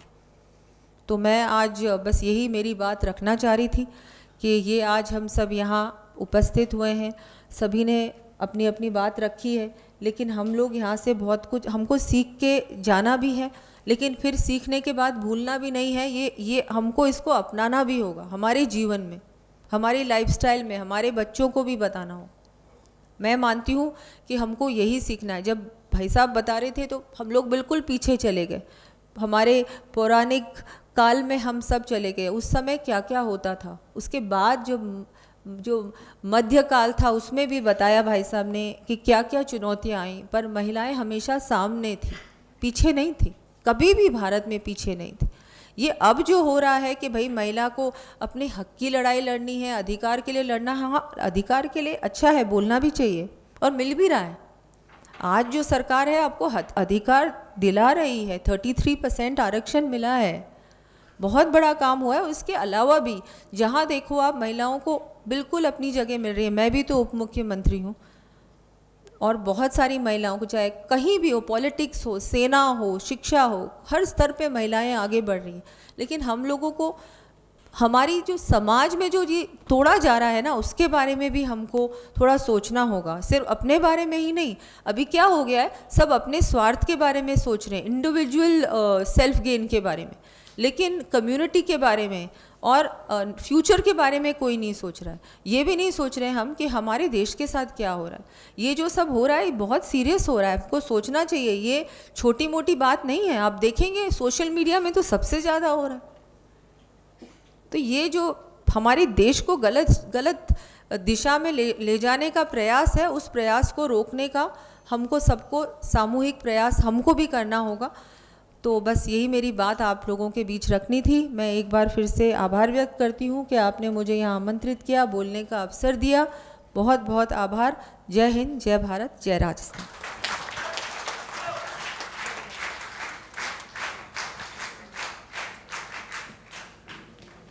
धन्यवाद आदरणीय। आपने अपने उद्बोधन में संस्कारों के संरक्षण की बात को पुरजोर तरीके से प्रस्तुत किया। आपका बहुत बहुत आभार। और कार्यक्रम को अंतिम स्वरूप तक पहुंचाते हुए मैं आमंत्रित करती हूं आयोजन सचिव डॉक्टर युवराज सिंह राठौड़ को धन्यवाद अभिव्यक्ति के लिए। धन्यवाद मैम। आदरणीय मंचासीन अतिथिगण, विद्वान वक्तागण, शोधार्थी एवं उपस्थित सभी विशिष्ट विद्वजन, जनार्दन राय नागर राजस्थान विद्यापीठ विश्वविद्यालय उदयपुर तथा प्रज्ञा प्रभा के संयुक्त तत्वाधान में आयोजित भारतीय चिंतन में महिला विषयक इस राष्ट्रीय संगोष्ठी के उद्घाटन सत्र में उपस्थित आप सभी के प्रति संपूर्ण आयोजन समिति की ओर से गहन कृतज्ञता व्यक्त करना मैं अपना परम सौभाग्य मानता हूँ। सबसे पहले हम अपने मुख्य अतिथि आदरणीय दिया कुमारी जी, माननीय उप मुख्यमंत्री राजस्थान सरकार के प्रति हृदय से आभार प्रकट करते हैं। आपके प्रेरक उद्बोधन ने न केवल इस संगोष्ठी की प्रतिष्ठा को बढ़ाया है, बल्कि विषय की दार्शनिक, सांस्कृतिक एवं सामाजिक प्रासंगिकता को भी अत्यंत प्रभावी रूप से प्रतिपादित किया है। आपकी उपस्थिति से हम सभी गौरवान्वित हैं। राजस्थान विद्यापीठ विश्वविद्यालय परिवार की ओर से आपका मनःपूर्वक आभार व्यक्त करते हैं। हमारे मुख्य वक्ता माननीय श्री जयनंद कुमार जी का भी विशेष धन्यवाद, जिन्होंने भारतीय परिप्रेक्ष्य में नारी की भूमिका का बहुआयामी दृष्टिकोण प्रस्तुत किया। आपके इस विचार इस संगोष्ठी के बौद्धिक विमर्श को समृद्ध करते हैं। विश्वविद्यालय परिवार आपकी इस गरिमामयी उपस्थिति के लिए आभारी है। माननीय कुलाधिपति श्री BL गुर्जर जी का सानिध्य एवं प्रेरणा इस आयोजन के लिए अत्यंत उत्साहवर्धक रहा। साथ ही मैं अपने माननीय कुलपति प्रोफेसर शिव सिंह जी सारद साहब का भी हार्दिक आभार प्रकट करता हूं कि जिनके दूरदर्शी नेतृत्व एवं बौद्धिक मार्गदर्शन ने इस संगोष्ठी को सुव्यवस्थित एवं सार्थक स्वरूप प्रदान किया। इसके अतिरिक्त मैं प्रोफेसर कमलेश शर्मा जी, प्रोफेसर शिवानी जी स्वर्णकार तथा समस्त आयोजन सहयोगियों का हृदय से आभारी हूँ, जिनका सतत परिश्रम, संगठनात्मक दक्षता और समर्पण ने इस संगोष्ठी को ऊंचाइयों तक पहुंचा है। मैं यहाँ उपस्थित प्रोफेसर महेंद्र सिंह जी आगरिया, मोनिका जी अरोड़ा, प्रवीण जी खंडेलवाल, अशोक सिंह जी मेतवाला, नवल सिंह जी झूड़, कुलदीप सिंह जी ताल, सत्यनारायण जी भाई साहब, अजाज शत्रु जी, देवीलाल जी और उद्घोषिका श्रुति जी, प्रोफेसर श्रुति जी टंडन और यहाँ विराजमान सभी विद्वानों, शोधार्थियों और प्रतिभागियों का भी हार्दिक अभिनंदन करता हूँ कि किसी भी शैक्षणिक विमर्श की सफलता उसमें सक्रिय भागीदारी और बौद्धिक संवाद पर निर्भर करती है। इस दृष्टि से यह संगोष्ठी निश्चित ही अत्यंत सार्थक और प्रेरक सिद्ध होगी। इन्हीं शब्दों के साथ मैं पुनः सभी अतिथिगण, प्रतिभागियों और सहयोगियों के प्रति हृदय से आभार प्रकट करते हुए आशा करता हूं कि यह शैक्षणिक विमर्श हमारे बौद्धिक क्षितिज को और विस्तृत करेगा और भारतीय चिंतन में नारी के योगदान को समझने की दिशा में यह नए आयाम को जोड़ेगा। सभी का कोटि कोटि धन्यवाद। धन्यवाद। बहुत बहुत धन्यवाद। इस ज्ञान यज्ञ में उद्घाटन सत्र में आप सभी की दी हुई इन आहुतियों के लिए बहुत बहुत आभार। और अब कार्यक्रम की पूर्णता के लिए सभी यथास्थान खड़े हों ताकि राष्ट्रगान के द्वारा हम मातृभूमि को अपना वंदन प्रस्तुत करें। तत्पश्चात भोजन के लिए सभी आमंत्रित हैं। मन अधिनायक जय हे भारत भाग्य विधाता, पंजाब सिंध गुजरात मराठा द्राविड़ उत्कल बंगा, विंध्य हिमाचल यमुना गंगा उच्चल जलधि तरंगा, तव शुभ नामे जागे तव शुभ आशीष मांगे, गाहे तव जय गाथा, जन गण मंगलदायक जय हे भारत भाग्य विधाता, जय हे जय हे जय हे जय जय जय जय हे।